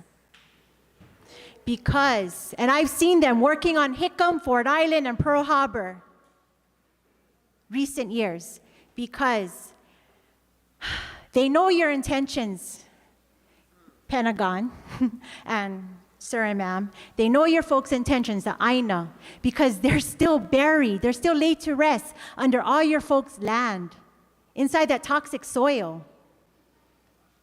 So they come up to hunt respectfully, to remind our Hawaii military community and you all, they're still around and they want their lands back. They want it returned to the proper hands, not to the state of Hawaii. Hell no. Do not give it to the sleepwalking Hawaiians, sorry. Hundreds of family out here. But for real, I was a sleepwalking Hawaiian too, until I became a Navy wife. Please donate these lands back to the Hawaiian people here, especially just like the ones that take care of Mākua Valley. Just like the ones that have been protecting me with the Red Hill. Please donate it back to them. Because I know in my heart, this is why I was led there through my dream, through my sleep, when we were stationed, Navy stationed in San Diego. I'm going to wrap it up, Kehao, I'm sorry. When we were Navy stationed in San Diego after Japan, I had a dream when my husband was eligible. He was worldwide deployable because he had open heart surgery in January 2015 in San Diego. And the Navy said, wow, you're healing fast. And that's when the dreams came. Soon as his detailer told us, we can either get Europe, back to Japan, or Hawaii. And we got Hawaii for August 2015. And that's when the dreams came for me to move into Pearl City Peninsula. I mean, ironic, my Hawaiian middle name, named by my godmother, godfather, Hawaiian, Momilani, which represents Pearl Harbor Bay, Pu'uloa, Vaimomi, and I live right along it. It's meant for me to take care of Pearl City Peninsula, and not just that, continue being the voice to the Hawaii military community about the proper Hawaii history, about what the military continues to do to us, and how we cannot trust the tap water. So, sir, sorry. That's basically what I'm saying, Pentagon and you all. Just please donate back the lands, never mind the state of Hawaii. Please. I was meant to be a Navy wife, to be a voice for a reason, and I'm not going to give up. And I know this is it. This is also it, too. Maybe you folks will be the new torch for, because the Navy is going to be next. They're going to be asking for all their lands, too, even Kapukaki, Red Hill. I don't want any of them to own or land title any of these lands. So please donate it back. You guys got a lot of vacant lands. Mahalo nui. Thank you very much. 248.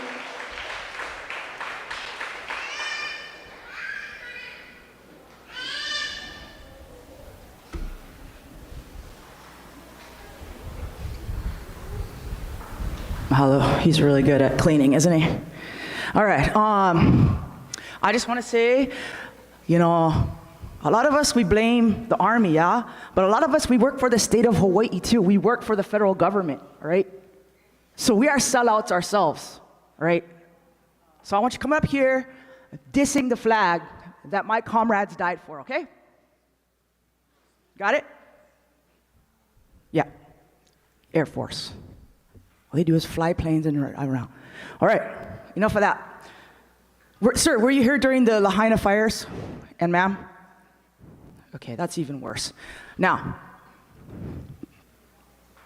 the point I want to make today is that why, during those fires, 12,000 people were displaced, and the Army just sat here training, while 102 people died. A whole ohanas were obliterated by the fire, and the entire city gone. Why was the Army, Wheeler, and Army Garrison and Shafter just sitting on their asses or out there in the jungle running around playing war while people are dying in Lahaina? Whole city burning down. The only thing that saved them was Kanaloa, the ocean. We are sick of the US military. I am. I'm sick of it too. All we are is hostages. We're all hostages here. All us native peoples, the Micronesians, nuclear hostages. Nuclear! Radioactive, you are the worst one. You are the biggest traitor. I worked for a task force commander in Afghanistan. I know what their provost marshal comes in and reports to them every day. Every little crime that happens. All the rapes, all the barracks rapes, all the crime, all the domestic violence complaints, all come to him and her. Will come to her. Do you work those? Do you schedule his calendar? No, so you have no idea, do you? During COVID, we stopped training though. When it's our backs, when it's us, when it's our soldiers, yeah, we're gonna stop training. We're gonna stop training, we'll stay in our house, put our mask on, be good, right? But when you have people dying in our neighbor island, we all just sat over here. Whose call was that, sir? Was it yours, right? Not your fault, nothing's your fault. That's the shit I'm talking about. You guys, everybody here, you all have to take responsibility. What is Pono, what is not? Is it a lawful order or is it not? That's what it comes down to. Is it lawful for the United States military, for the state of Hawaii to be here, for America to even be on this island? Is it a lawful order? You think about that because it's a war crime. Don't forget it. Thank you. 249.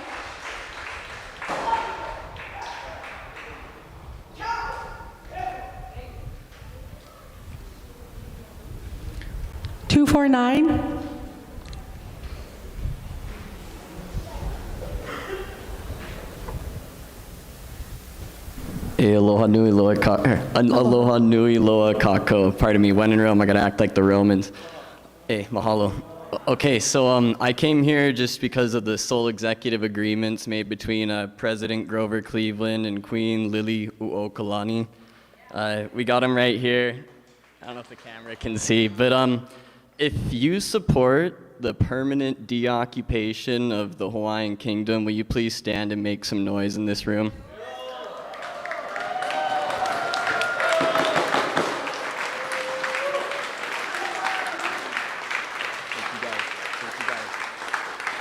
Hey, mahalo. So, I have good news because one of the most experienced warriors the United States military ever had, Smedley Darlington Butler, this is him. He wrote the book War is a Racket, and he wrote a 3-step process for totally smashing the war racket. We must take the profit out of war. That was step 1. 2, we must permit the youth of the land who would bear arms to decide whether or not there should be a war. 3, we must limit our military forces to home defense purposes. I'm not only calling for an end to these leases, but I'm calling for an immediate ceasefire all over this archipelago, including Leilehua, including Mākua, the whole 9 yards, the whole enchilada. We need an immediate deoccupation through the Pacific Command, through a military commission. That is the proper process.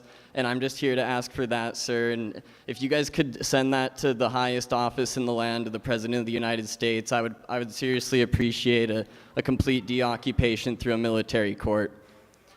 And the last thing, just some history.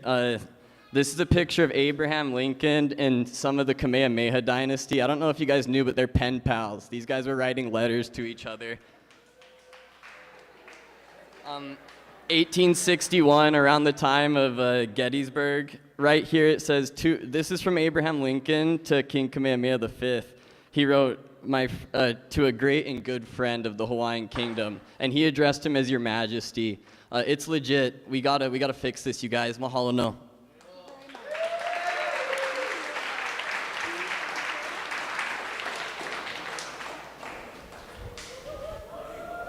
Good evening again, General.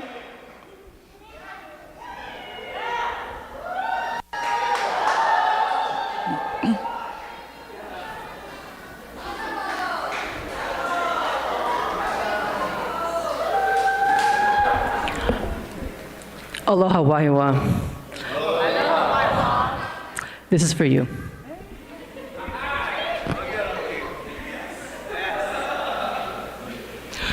Good evening, my fellow Americans. My name is Secretary Will Whitewash. It's good to know you. You know, I've been working so hard with the RIMPAC festivities.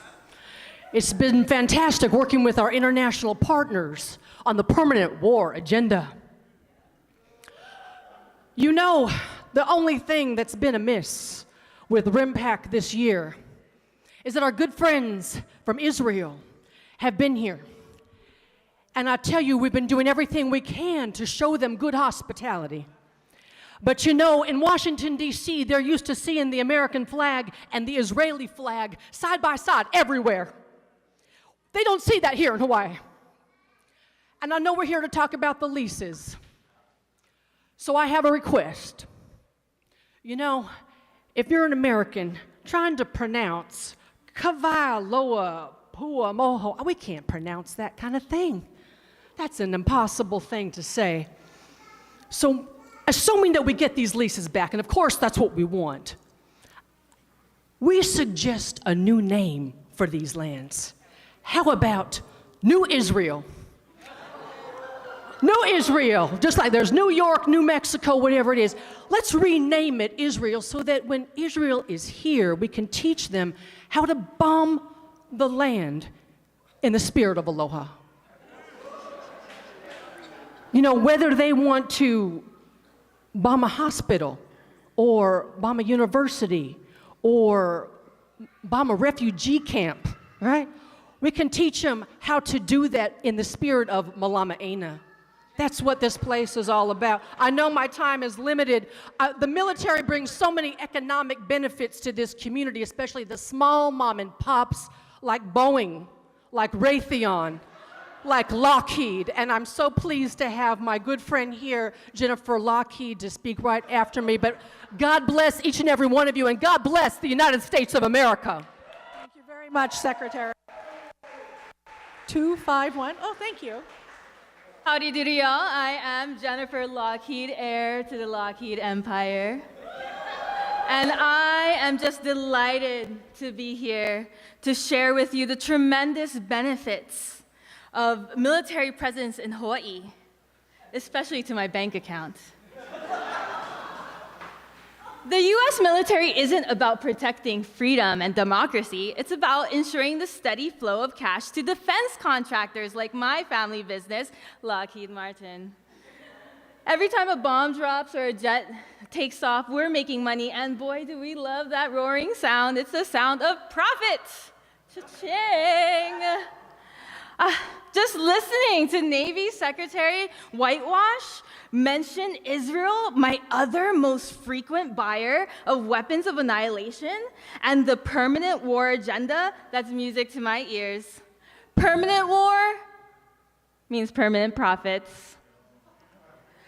Just the continuing opportunities to make cash money. My cup overfloweth. Okay, so I know some of you are upset about the genocide, pollution, destruction of sacred lands, irreparably poisoned aquifers, but think of the bigger picture.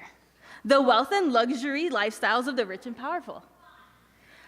Your sacrifices keep the Lockheed, Raytheon, and Boeing empires doing so well and thriving. Did you hear that Lockheed Martin got sued for overcharging the Navy? A $70 million settlement. I'm not stressing on pennies, though. We have billions. Lawsuits are just the cost of doing business. And countering negativity is easy with deep pockets and influential puppets. We can spin any story to sound like we're the good guys. So let's keep the military right where it is. And thank you, Hawaii, for keeping it so friendly to the military, which is the most healthy sales environment to us. And your poor working class soldiers who enlisted for the only avenue for free healthcare and a college education might be fighting for a living, but we're making a killing. Thank you. Thank you, Ms. Lockheed. 252. 252. She was 251. I think you were 25. Perfect. Yep.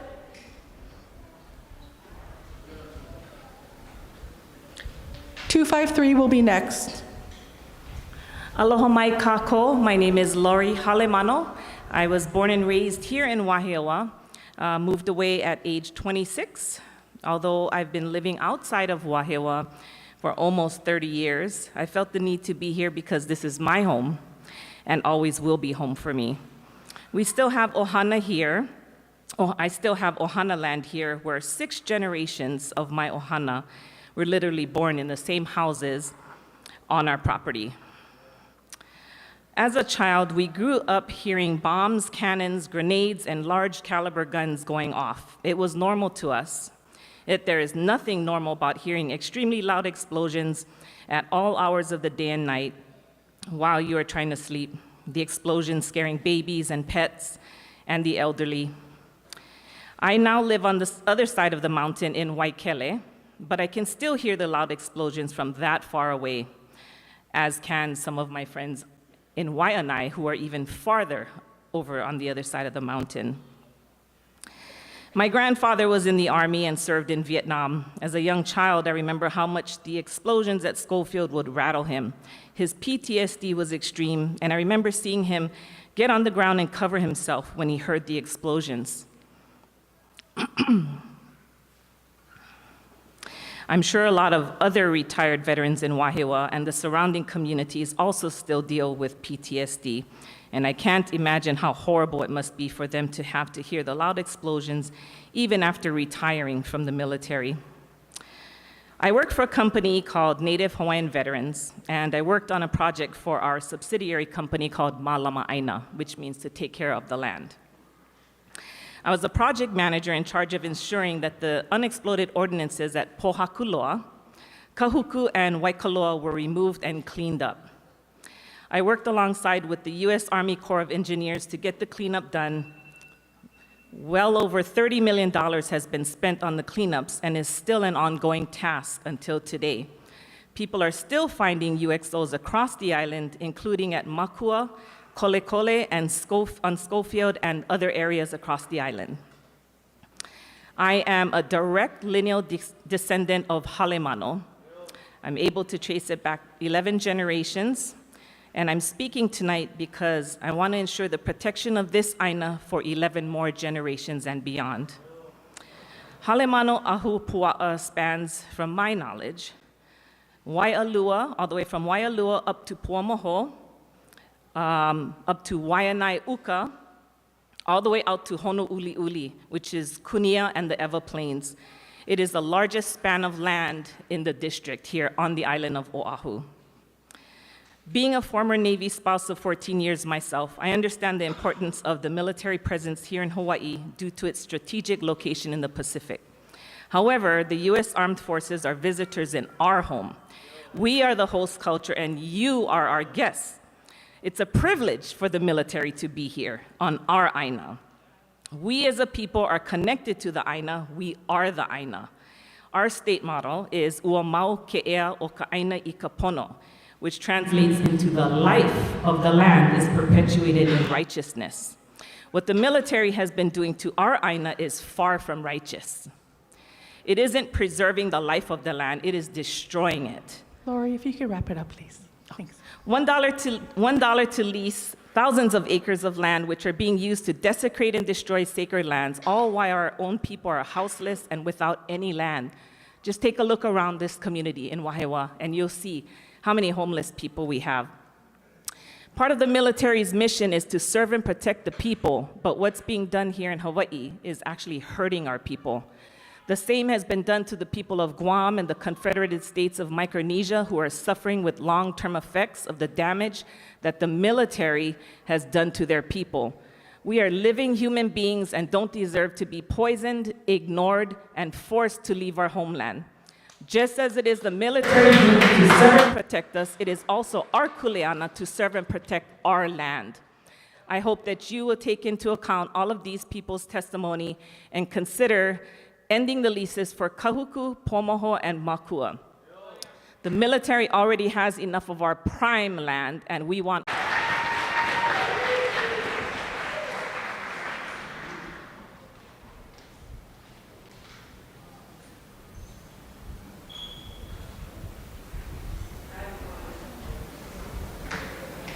Aloha ahiahi kako, aloha ahiahi kako. My name is Ali Rosette. I am from Kailua, Oahu. My family now reside in Wahiawa. I'm a kumuolelo Hawaii. And I'm not Hawaiian, I'm Okinawan Mexican. But I'm a proud mother of 4 Hawaiian keiki. And I'm trying to do my best to the lahui. I'm here to ho'oulu lahui. Anyways, only with him though, sorry, that was not an invitation. As my fellow mama friend Malia said, it's unfortunate that this is the type of family outing that we have these days, but I have brought almost every one of my keiki up to the podium to speak on behalf of what I believe is the pono way to go about malamaing this place that we call home. I just want to say that in the past, I want to tell this mo'olelo for the women in the audience, because over the past few months, I've had the great privilege of being able to hike into the back of Mākua Valley. In the back of that valley, after you've hiked hours and hours, there is a haleo papa. It's a traditional place of healing for women. It hurts me to drive through Waianae to go to that place, knowing that it will probably take a lifetime for all of the wahine who live in Waianae and on that coast to be able to go there for healing. But as a kumu, I've made it my job, my mission, to make sure that I bring my haumana back there and that they tell their ohana, because it's really for the people of Waianae, first and foremost. When we heal our women, we can heal our children, we can heal our men. I believe that that's honestly what the lahui needs. And it's sad and laughable to me that the so-called archaeologists and experts who work for the army, who take us and escort us like they're welcoming us into their home, have no idea, absolutely zero clue of why that place is special. They're asking us, oh, try tell us what that ki'ipohaku means. Do you guys know? I'm like, what are you doing back here? You cannot pick up a book, you cannot read about ki'ipohaku, you don't know what a haleo papa is, And so I want to see my haumana, I want to see Native Hawaiian keiki getting those jobs, if anything, to be the ones who speak for their aina, not the military. All I want to say, I'm sorry, I'm here because I want my children to always feel that they can live here. I never want them to feel that they have to leave Hawaii, and the occupation of the army poses and obstructs that vision that my husband and I have for our keiki. Particularly, specifically the RIMPAC, the fisheries, how is that going to affect the ability, if our keiki live here, how will they eat and how will they stay healthy for generations to come? I'm sorry, Irene Ka'el Ni'el Maynard. She is the great-grandmother of these keiki here. She was a member of Kalahui, Hawaii, and today would have been her 90th birthday. In 1983, 41 years ago, she was evicted from Mākua Valley Beach. And luckily, we have a recording of her saying that she believed in the akamai of our keiki, of our future generations, that she believed that they would stand up for this place. And so I just want to say that this here is for Tutu, Grandma Hawaii, and also I just want to end with, I hope that we don't have to continue doing this. I hope that my keiki, as they have their keiki, will not have to continue attending these meetings. But if they do, I just want to say that my grandmother, who's Okinawan, just is about to celebrate being 100 years old. So that is running through their genes. So we will see you over the next 100 years. I promise you that. Mahalo. 254.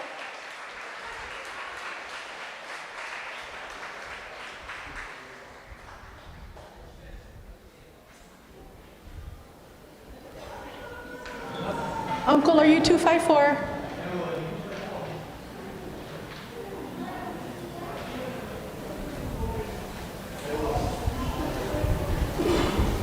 Matt, is he 254? Okay. Okay.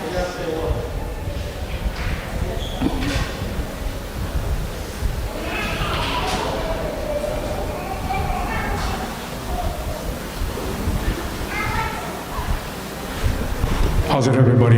Aloha. The brother was up here asking for the treaty. This treaty is in your national archives. Kauikeoli's Treaty. Your supreme law of the land. U.S. Constitution. You took an oath to it. Treaty of Friendship. Brother went and asked for him. I bought the treaty. I don't want to go any further because there are 700 Indian treaties across the U.S. You guys lost the boat case and all the other casinos and the gaming and the hunting and the fishing and the land rights.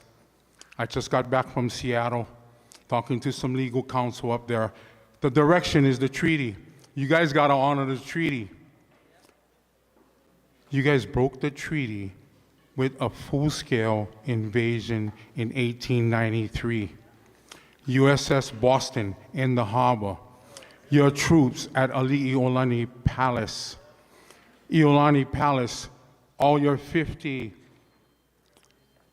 overthrow guys standing on the palace. The only way you guys got this, you guys had the Boston out there because 8 years later, you guys went down to Samoa with the Boston and the Massachusetts and the Olympia, and you guys went kill almost 80,000 Samoans. Went to the Philippines, another 80,000 Filipinos. Next thing.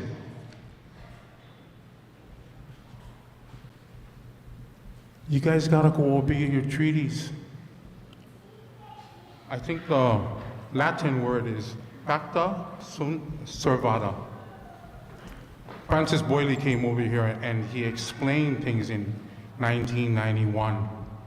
Obey the treaties. Lastly,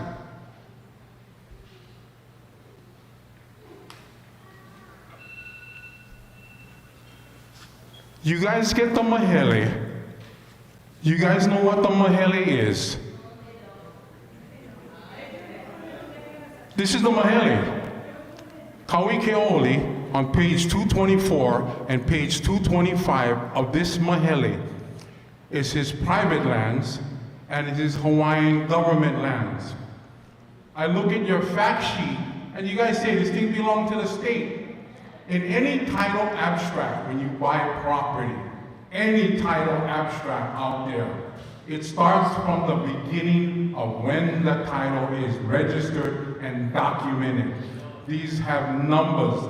Even in the mahele, they have numbers. Even in the apanas, the Land Commission Awards. It's not the Land Court Awards, it's the Land Commission Awards.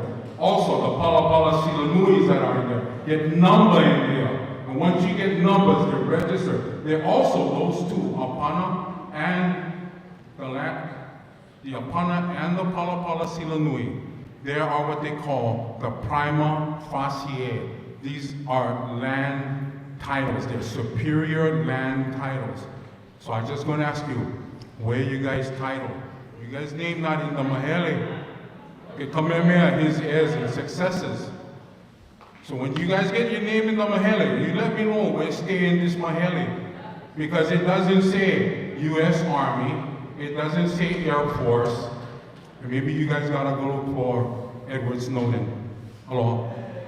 Thank you very much. 255.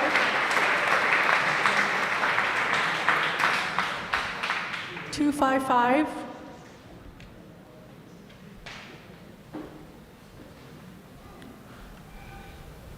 Is that you coming up? Is he just? Okay. Thank you. Please state your name. Name's Tony Waniz. I am Hawaiian as it can be. I think Uncle has the documents. Enough said.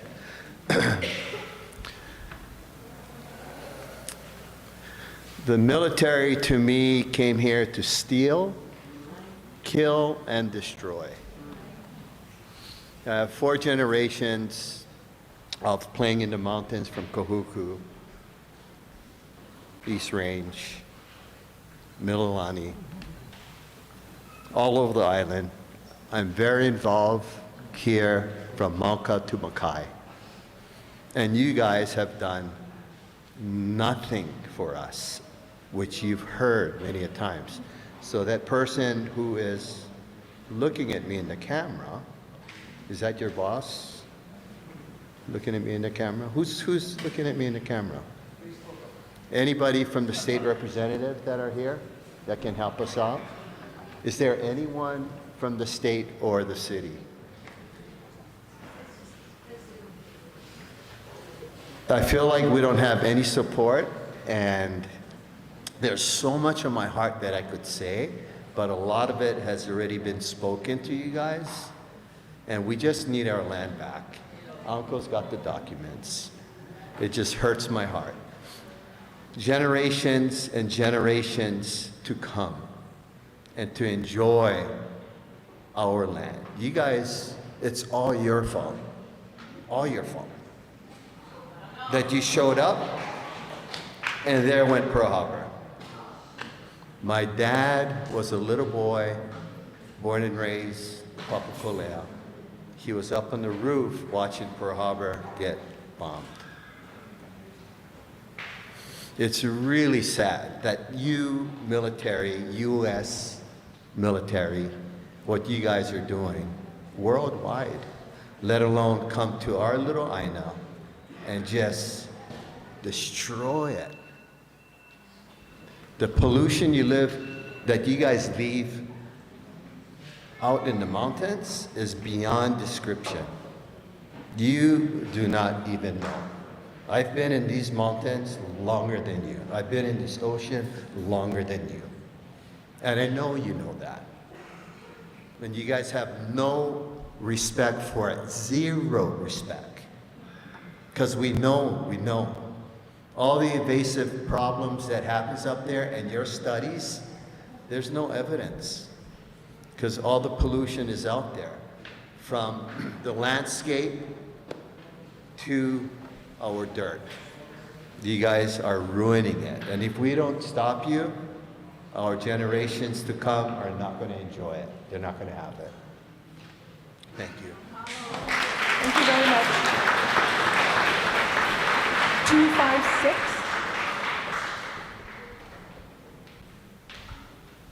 256.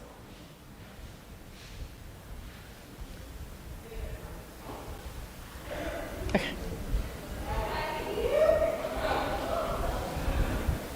State your name, please. Aloha mai kako. Aloha. My name is Kylie Akiona, born and raised in Kipapa, known as Mililani, right next to Kipapa Gulch, where we also suffer the house-trembling booms and gunfire from your colonial exercises. I am Kanaka Oiwi, Filipino, a descendant of veterans, and like all of us, I perpetually refuse your presence here. It's hard just to stand here and think about how you have been able to lease stolen Native Hawaiian lands for $1 when our people are sleeping in the streets, houseless in their own home, in the ground in Po, without ever being selected from an endless wait list, while you and your other settler pawns of the U.S. empire freely flock into houses on your bases and into our hometowns. I'm standing here today with my fellow Aloha Aina and allies to tell you that we will not accept our land being occupied any longer. You will keep hearing from us and seeing us until you return what is never yours and has never been yours. We will not stand down until we take our land back for ourselves. We will continue to show up meeting after meeting and generation after generation until we are all free from your empire. Not just here in Hawaii, but in Palestine, Guam, Puerto Rico, Philippines, Turtle Island, across the Pacific and beyond.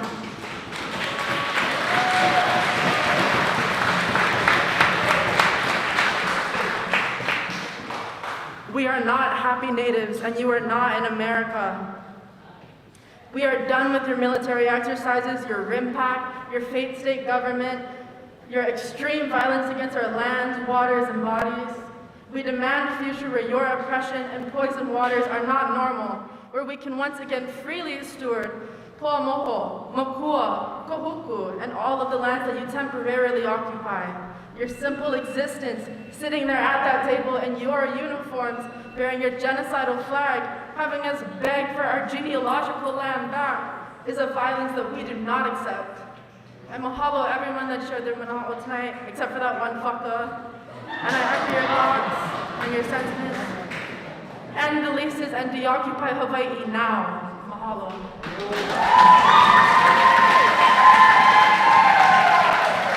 257.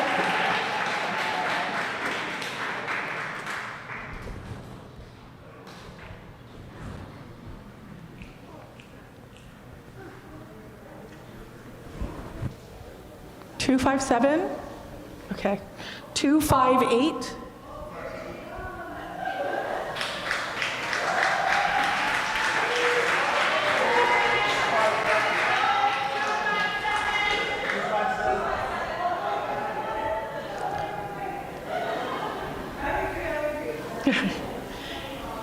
$257? Okay. Please state your name. Thank you.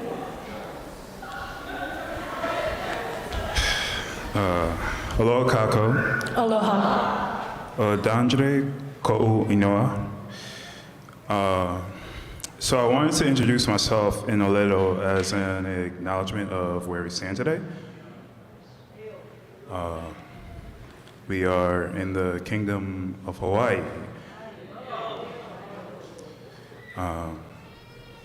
Surrounded by natives, descendants, and allies that are fighting against the U.S. and their military forces' unjust occupation of these islands.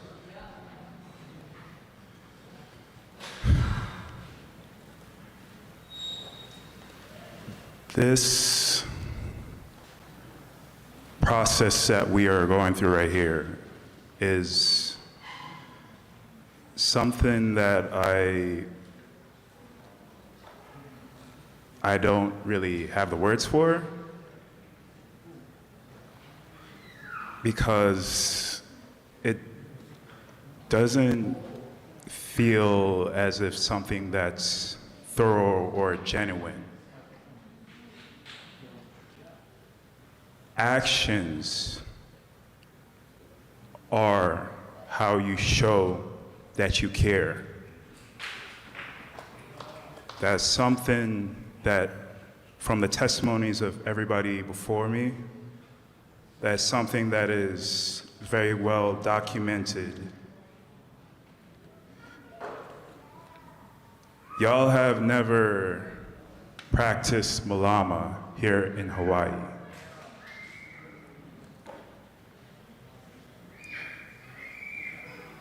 And you may prey on the ignorance of those that don't know better, but those are just minds waiting to be taught.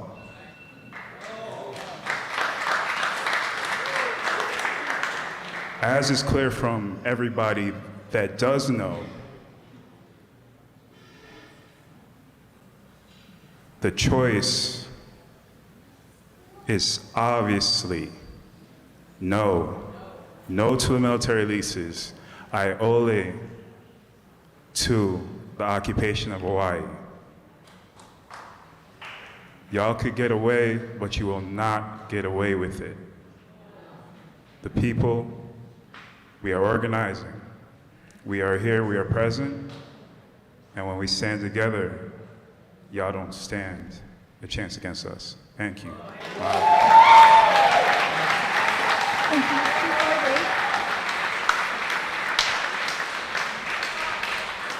259 will be next.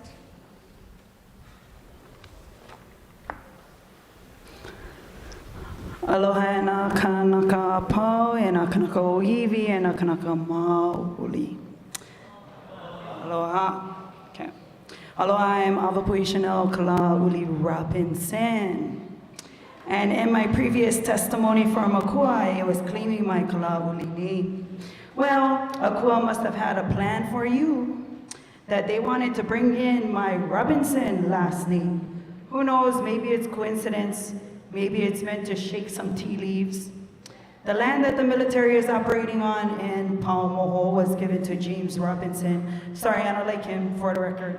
By Kamehameha III, it's in the EIS page number 73, grant number 973. When we see these types of coincidences, we call it ike from Akua. Prior to the Robinsons, it was government lands which would go back to the crown, and before it goes to the military, it would go back to the native Hawaiian people. They use our royal patents to sell properties, to designate land divisions, take our EV and take our identity. They just changed the name to tax map key. Martin Luther King said, oppressed people cannot remain oppressed forever. The yearning for freedom eventually manifests itself.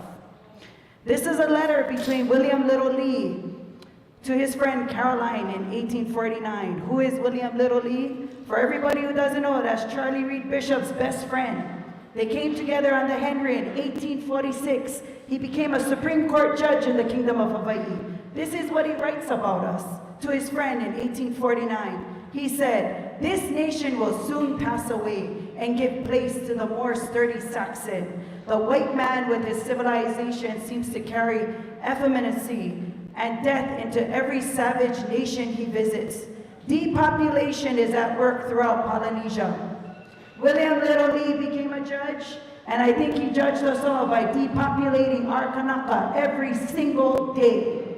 I want to hold space for Kanaka Maoli in this room to say, never give up, never back down, because even if they tell us our kingdom doesn't exist, we are walking, breathing reflections of our koko. I think I can speak for everyone in this room and say, enough. We don't want you here. We oppose every continuation of any kind of occupation of our Hawaiian kingdom. Give our people hope. Let us go to bed just one night with peace in our pu'uwai. That's your heart. Alana. Mahalo.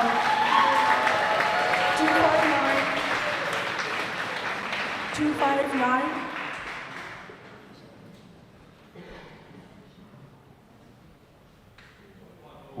Aloha no. O manana ke aloha paskoa ko o inoa he kupa no wau me ka ino o Maui. I'm here for my Oahu Ohana and stand in strong opposition to the lease renewals and instead vote for a no renewal alternative. I was invited into Mākua with the Hawaiian language class with Kumu Ali where a tour was led by the military officials. These military officials nonchalantly led us to walk all over the sites in a manner that very clearly showed their ignorance in preservation and lack of qualification to steward these areas. At one of the sites, we were surrounded by trees scorched by the fires of aerial ordnance dropped by military aircrafts to simulate the mass killings in the name of global terrorism. These games that you call them, war games, each one of them an environmental disaster in itself that torches and furthers the endangerment and extinction of our flora and fauna. The land is left riddled with pollutions of fuel, poisons, and unexploded ordnance, and the remnants of exploded ordnance too. It's bad enough to be the standing military force of the illegally occupying American colony, but you also leave our agricultural lands inaccessibly devastated in an effort to force our participation in American consumerism. The government has acknowledged the existence of a Hawaiian sovereign entity before. This is from the definition of the ho'olawe in Wiki Dictionary. This is from the 1993 Hawaii State Legislature passed Chapter 6K Hawaii Revised Statutes, which states, upon its return to the state, the resources and waters of ho'olawe shall be held in trust as part of the public land trust, provided that the state shall transfer management and control of the island and its waters to a sovereign native Hawaiian entity upon its recognition by the United States and the state of Hawaii. Now with that being said, the fake state of Hawaii has no jurisdiction to renew American military leases on the Crown lands that were seized by the colonial government. The power resides with the aforementioned sovereign Hawaiian entity. Aloha. Mahalo. Good job. 260. 260.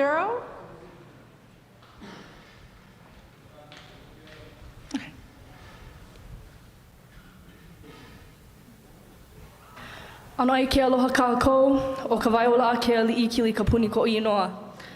No nā hoa pi'ilani mai au, mai ka ua pe'e po haku ha me kamakani moa e, a me kamakani ka ili aloha. My name is Kawaiola ke ali'i ka puni.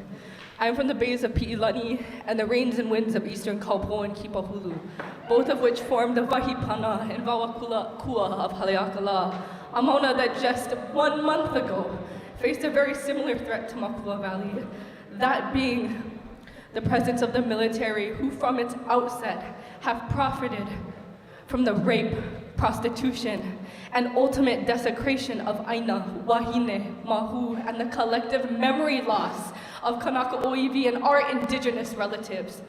This evening, I stand with this lahui to reject any proposal that attempts to renew the lease of these violences of your illegal, belligerent activity in Mākua, and for that matter, every single one of our kingdom lands.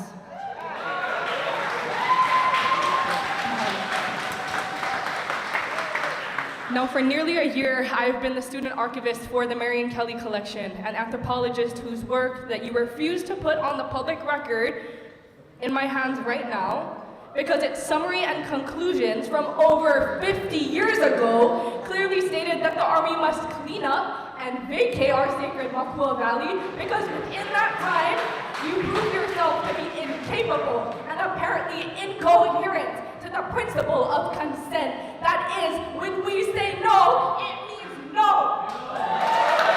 Not us again. I am not Mauna, or altogether strip our bodies from violence and autonomy and proceed anyway. Inarguably, no means no. Let me be duly clear that this aina, our bodies, our mo'olelo are not yours to make a decision over. You are occupiers of the Kingdom of Hawaii, a fraudulent institution that systematically benefits from our land and waters that not only are not yours, but that you know nothing about and wish to know nothing about. While you benefit from military housing on our lands, think about the countless waves of our people that have gone houseless and that have been forced to move away in search of stability that should be inherent on our aina. Listen to me. When we have been saying, pack up your weapons, your war machine, your ignorant military soldiers that for decades have had the audacity to ask our aina the following questions. Can we, the Imperial U.S. Navy, rearrange the gut of your aina and replace it with famine just one more time? Can we exploit and extract your aina, leaving it desolate of blood? Vai, colonizer, tell me, what of your presence speaks at all to the protection of our aina when it solely appears as desecration? What of your science speaks to an unbreakable pilina that allows you to speak, listen, and act in the language of aina, of ho'ailona? Colonizer, tell me, what of your military and national defense possesses the backbone to truly protect millions over a millennia, sustainably and abundantly, just like the kupuna of Kanaka Oiwi and Moana Nui Akea have done? What of your EIS speaks to the accurate information when it does not include the culture of intergenerational slices and scars that you have left on our bodies? Colonizer, tell me, when have you ever not had blood on your hands? So wake up and start listening with your body, not just your ears, that we say no renewal of leases, no military presence on our precious lands, a'ole apuka aina of our sacred wahipana.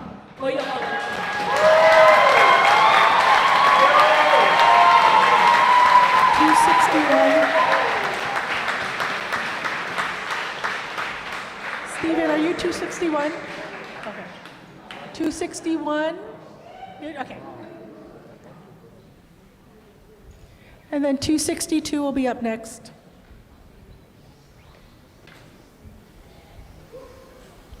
All right. Hello, my name is Austin Jonathan. I am from Kapolei, Makihilo.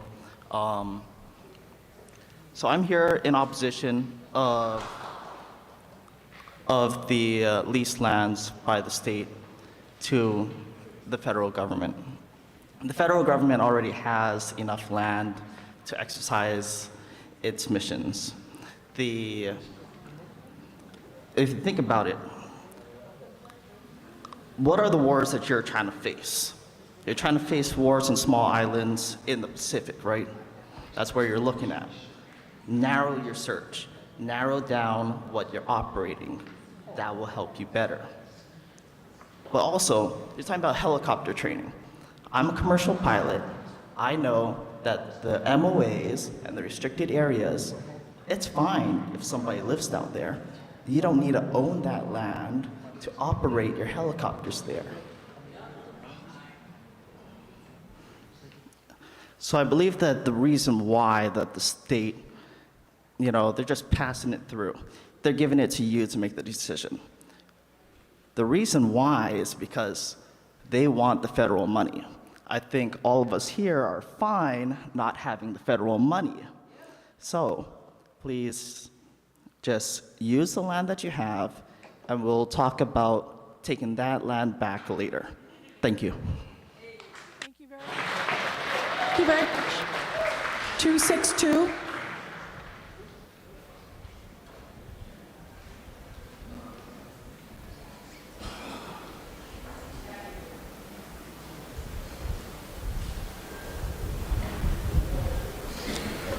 Aloha mai kako. Aloha. Biali no chime. Hello, everyone. My name is David Nistal. I vehemently oppose the renewal of the lease, and I oppose all illegal U.S. presence in Hawaii. I am a displaced son of the Xinca people. We are the original caretakers of the lands of Jutiapa, Alapa, Cuilapa, and Santa Rosa, Guatemala. My ancestors' bones are buried there. I am born and raised on the Logan lands, currently known as San Francisco, California, and I have lived in Honolulu for the last 14 years. I am here tonight to stand in solidarity with my Kanaka Maoli relatives because I, my family, my community, my ancestors have been subjected to the violence enacted by the U.S. war machine.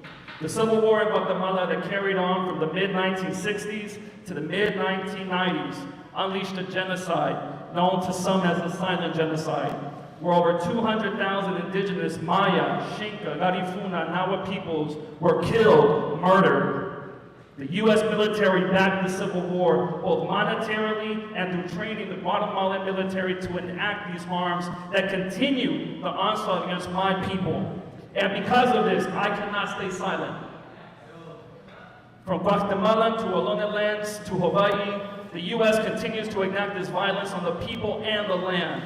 Having served as a social worker and now as an educator, I am well aware of the injustices and health disparities that are directly correlated to the illegal occupation that began 131 years ago.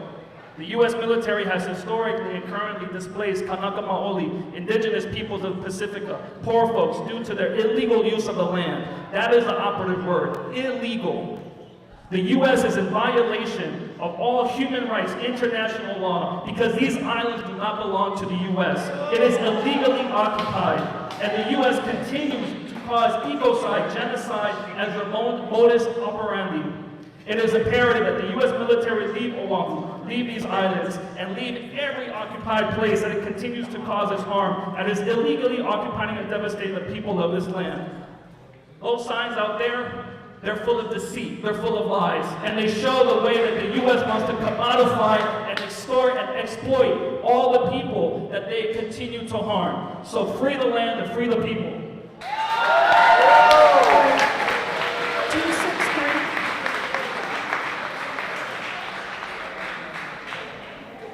263.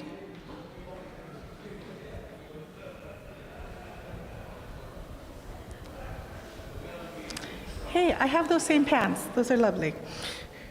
And then 264 after. Aloha mai kākou. Aloha. I'm Makanalani Gomes, a native Hawaiian and Filipino woman. I'm a kama a Waipio Alua, a child of Waipio Oahu, the adjacent Ahupua'a or land division, hugging and embracing up against the sacred wahi of Wahewa.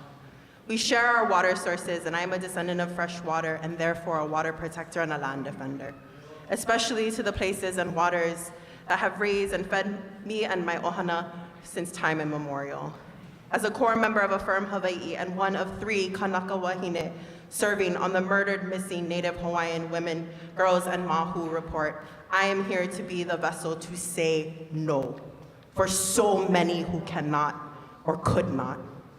Affirm is a transnational feminist organization where Native, Black, and immigrant women unite to fight against imperialism and colonization. In Affirm, we believe that dismantling patriarchy must be at the heart of this struggle if we are ever to truly address these oppressive systems, because we know all too well that where the land is plundered, resources extracted and poisoned, the women and feminine relatives are decimated as well. Dismantling patriarchy means the end to the abusive, extractive relationship that the so-called United States forced upon Hawaii by way of the military. For 131 years, Hawaii has been in a non-consenting, inhumane relationship with the so-called US. Can you imagine what it's like to be in a forced, intimate relationship with the most heinous abuser on this planet?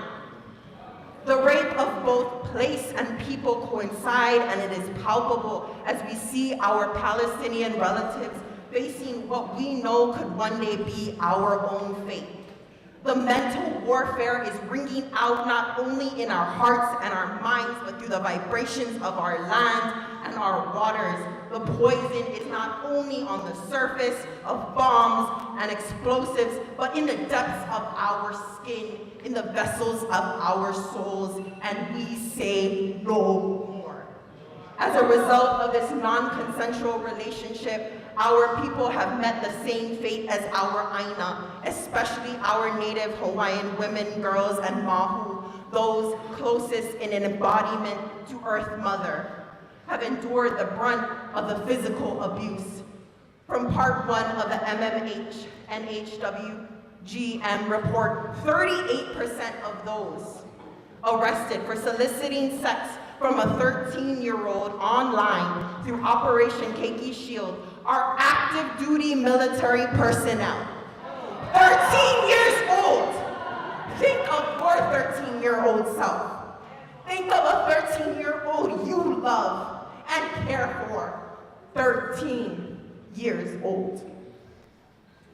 Because for Indigenous women, girls, Mahu, Two-Spirit folks, and our relatives, these are more than just statistics, but a shared reality empowered by colonization, upheld by the military, and the rape culture it glorifies.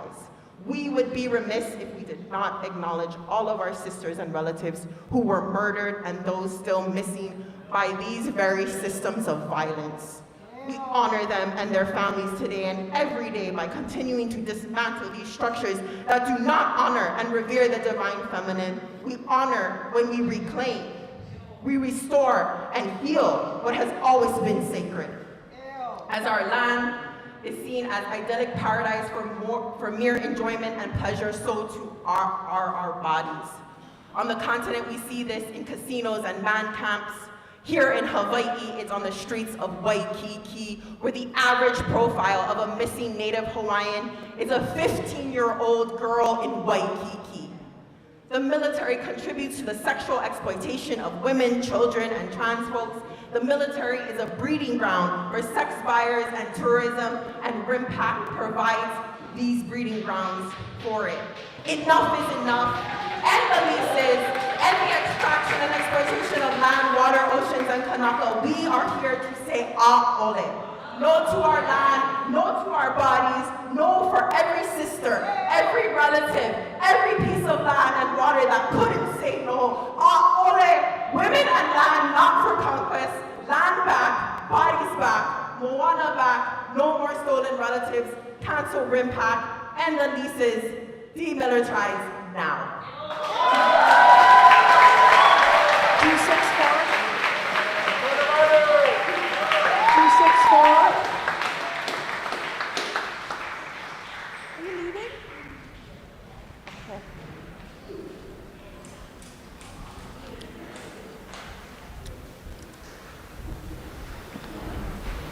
Waialua kai leo nui ualono ka uka holihu e ke wala wahia wae kuli vale I ka leo he leo no ke kai e o Waialua la I e hae e ha kamalino la alo o Waialua. Aloha mai, o kamele o pu'u vai, mahalo. Whew! Aloha e ku'ulahui. So excited to be here with all of you. Unfortunate though, right? I'm here today as a kanaka iwi and a kia iloko, a kumu, in the ahupua'a of Kawailoa, in the moku of Waialua.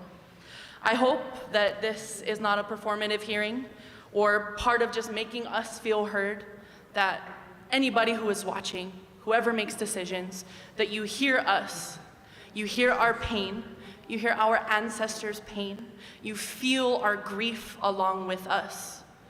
Yeah, that's the only way we make connection is when we feel each other, okay? All of these testimonies contribute to a genealogy of resistance. We have been here, we have always been here, we will forever be here. And I am in opposition of renewing these leases, and the following reasons are snippets of a poem I wrote after a really, really awful discussion with the military man. Your uniform flashes through my mind with the voices of my kupuna screaming and chanting. Your boots stomped through our streets, your eyes envisioned a takeover. Your lips feast on our bodies until you're satiated. Your tongues are daggers to my Kanaka spirit. Your sonar disrupts our sea life. Your artillery practice bullets through our mountainsides. Your helicopter blades warp the air that my keiki learn in. Your waste pollutes the water systems I am responsible for maintaining, and we can feel the earth shake as your tanks shove dust down our throats. We've protested you, tears burning holes in our cheeks, watching as you desecrate our homes for $1 a year. You have transformed Haumea's beautiful figure from lush forests to paved battle wounds, and singing birds to blaring horns. Instead of loko'i'a, we have battleships. Instead of a thriving ecosystem, we have thriving militarism, illegal overthrow, and a treaty. Wait a second. I think a treaty is an agreement to be willfully signed by both parties, but you put guns to our heads and illegally imprisoned our queen. So when I told you I won't date a military man, I was trying to tell you that my bones shake and my ancestors' bloods bleed into the scars of our Aina, that it is culturally and ancestrally traumatizing to have this sacred body in the hands of people who have to look up the definition for that word. Yet you give me the definition of trauma, and your eyes brand red, white, and blue on my breast, while you hiss that you're different and put your hand over your heart and sting the Star-Spangled Banner.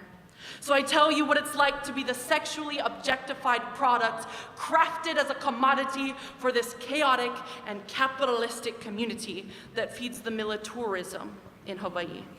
Your presence is harmful to us, our past elders, our future pua, our steadfast aina, our sacred creatures, and our connection to our piko. So, ole military in our backyards, we are still here. We have always been here, and we are not going anywhere. And so for the lahui, Hawaii loa kuli ke kako, kua'ame.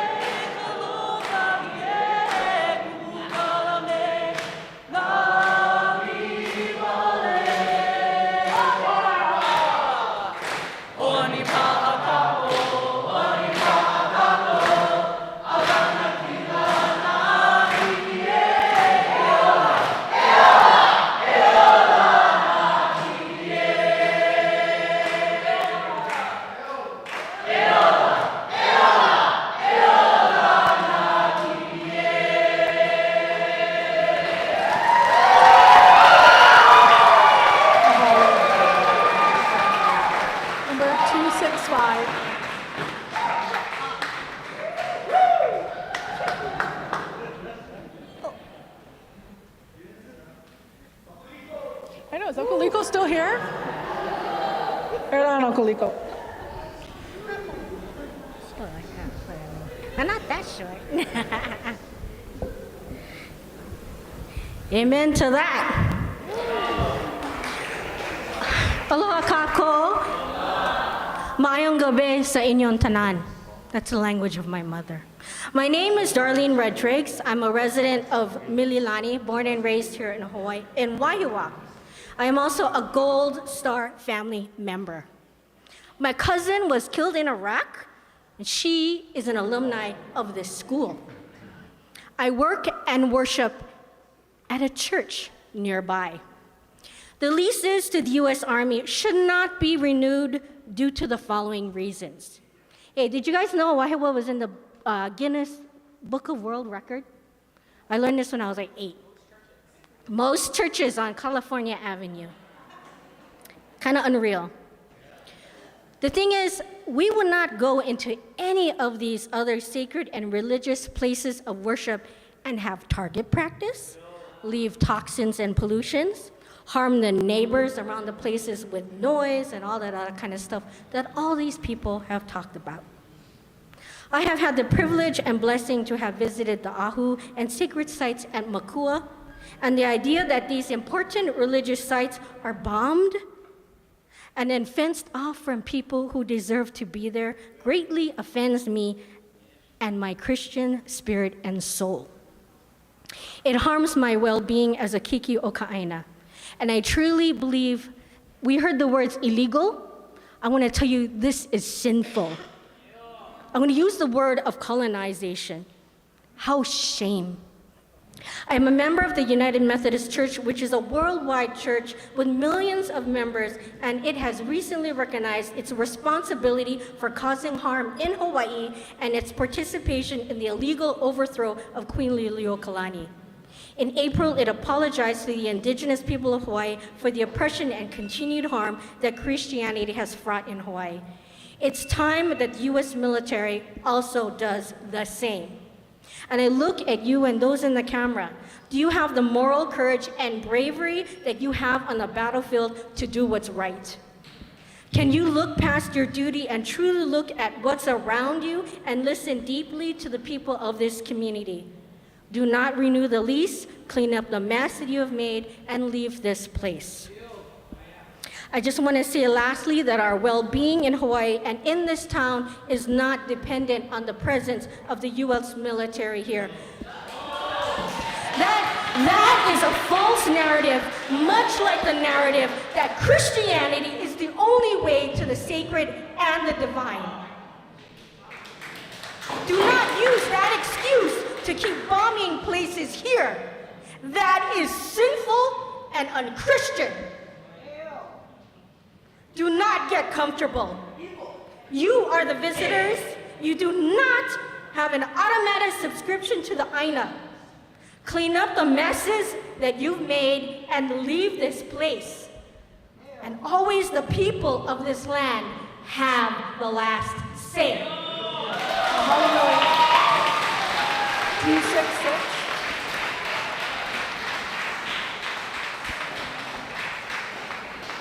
266.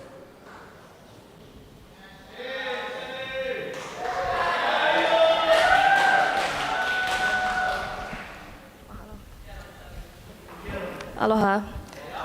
My name is Shelly Muneoka. Velina mai kako. Mahalo for the opportunity for us to energize each other, as these hearings only make us stronger. After many hours of testimony this week, I hope you can feel the impact that 60 years of Army occupation of our Aina has had. This DEIS, in all of its 1,000 plus pages, does a piss poor job at capturing our rage, our heartbreak, our longing, our ferocity, our commitment to love, our refusal to forget these places. Since your EIS assumes that it will receive similar or the same lease terms moving forward, you must assume and document the continuation and exacerbation of these impacts.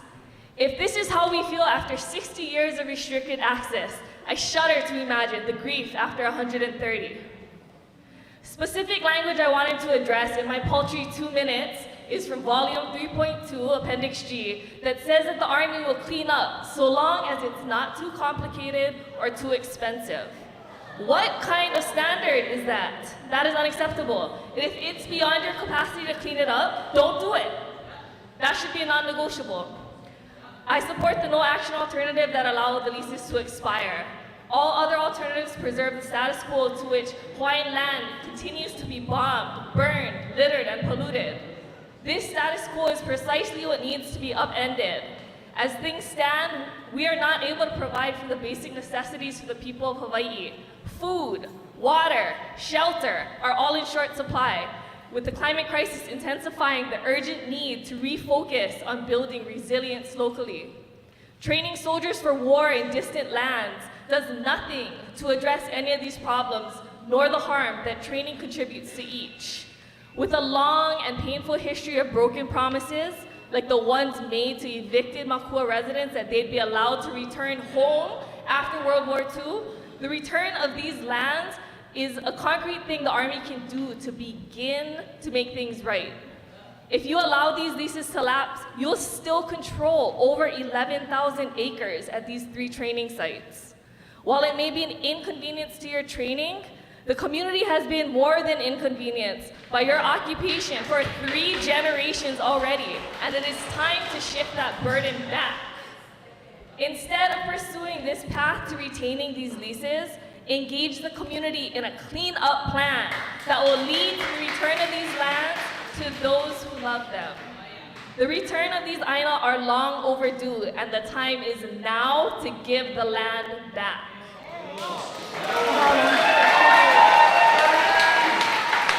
267. Huila, is that you? Wait.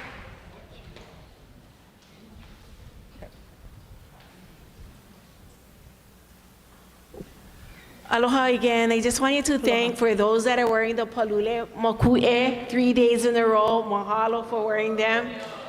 You know? Yeah, you. Okay.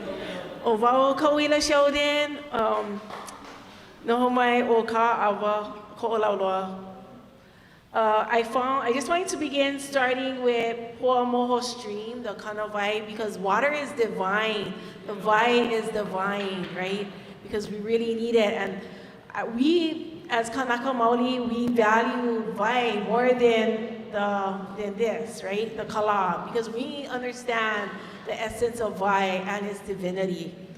Okay, next thing I wanted to point out is, according to the Kayaka Bay Watershed Base Plan, there is a recent slope movement in the Poamoho stream canyons training that can affect these trails and the way the stream should flow properly. So with the training, the military training in Poamoho, please remember that specifically, tonight is about Poamoho for me, because I did my testimony for Mākua Valley and I already did my testimony for Kahuku training area, right? So I just want you to express that when you guys train near the Poamoho stream, a lot of things can happen because of the slope degradation. And I wanted to point out that those white signs behind there where you guys say that you guys do this and that, I feel like it was a joke. I feel like I was looking at that and I was like, that's not what you guys do. That's not what you really do. Come on. And I found an article dated November 6, 1999, where it was more like a blog about the trail clearers that would hike up Poamoho Trail, and they went to rebuild the Klein Memorial up there. And their people have a Sierra Club history. I'm going to wrap it up pretty soon. They describe the wind being strong and describe the invasive species there. Lots of invasive species that they had to cut down. And they assume that those invasive species came from the military. Another thing, continued training and combat training and on foot could cause further harm to those beautiful invasive species up there, which consists of Ho'i'a Leilehua, Ahakea, Kopiko, Ala'a, Aka'ava, Koli'i, Alani, and Naupaka. And this is the Naupaka, the mountain Naupaka, yeah? Please protect the native species. Our rights as gatherers, hunters, and Hawaiian who are trying to get rid of these invasive species and that are trying to get our land back and our beautiful flowers back and plants back and medicine back. And with you occupying over there, it creates a very uncomfortable and unsafe space. So U.S. military, you guys gotta step in. E ha'alele oko, e olu olu.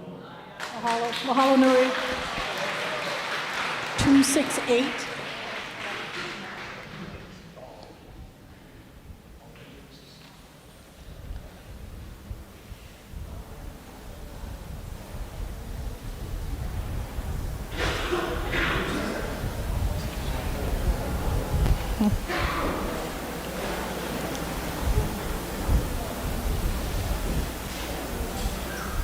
I'm gonna come up here and babble you guys all with, my great Hawaiian this and that.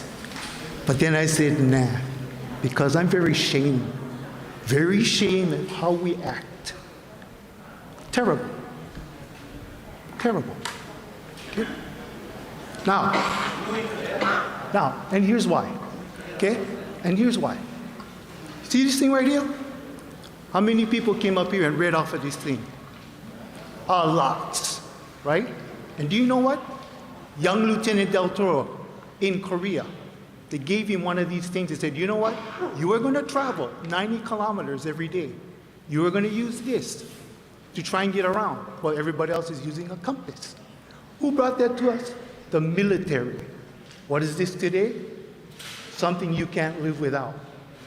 Please, be mindful of the things that the military has given you, because they've given you and me a lot. The road you ride on tonight, guess what? Federal money. Okay? Oh, that airplane that you're going to go ride on to go visit your ohana, other islands? Federal people, right? DOD guys. You can grumble a lot, but you also got to look at the rest of it, which I know we are not doing. What I do have for you, though, is from last night as we listened, okay, maybe there's a couple of great things that we can use, but here's something that I really hope we're going to do. Because Kurt Covella showed you the way last night, but how many of us are going to go do that? How many of us are going to go down to the Capitol, we'll make a piece of paper like this, a petition, right? Please do that. And the reason why is, I've done that in my homestead, and it has been fruitful, okay? So, please, take the time to do some positive things also, because these guys is not the problem, okay? It's those guys, okay? You can start with Don Chan, you can start with the governor. Go knock on their doors. Aloha, thank you. Thank you very much. Okay. 269. 269.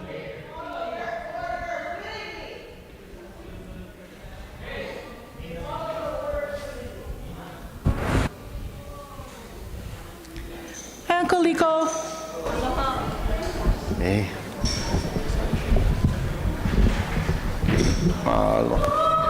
Aloha, mahalo. Aloha. Thank you. Aloha, Liko. Wow. Kai kuiheva.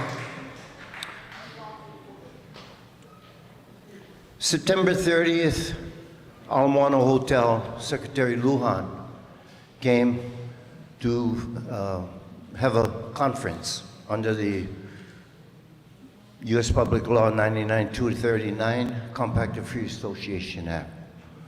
At that time, I stood before the body of these all Pacific nation states and shared the words of my kupuna teacher, who said to me, Liko, what you don't need in the Hawaiian Islands is a revolution. But you need to change a revolting situation where the United States is protecting the fraud. Okay. After last night and watching the last 2 nights, I got up this morning and said, well, what else am I supposed to address?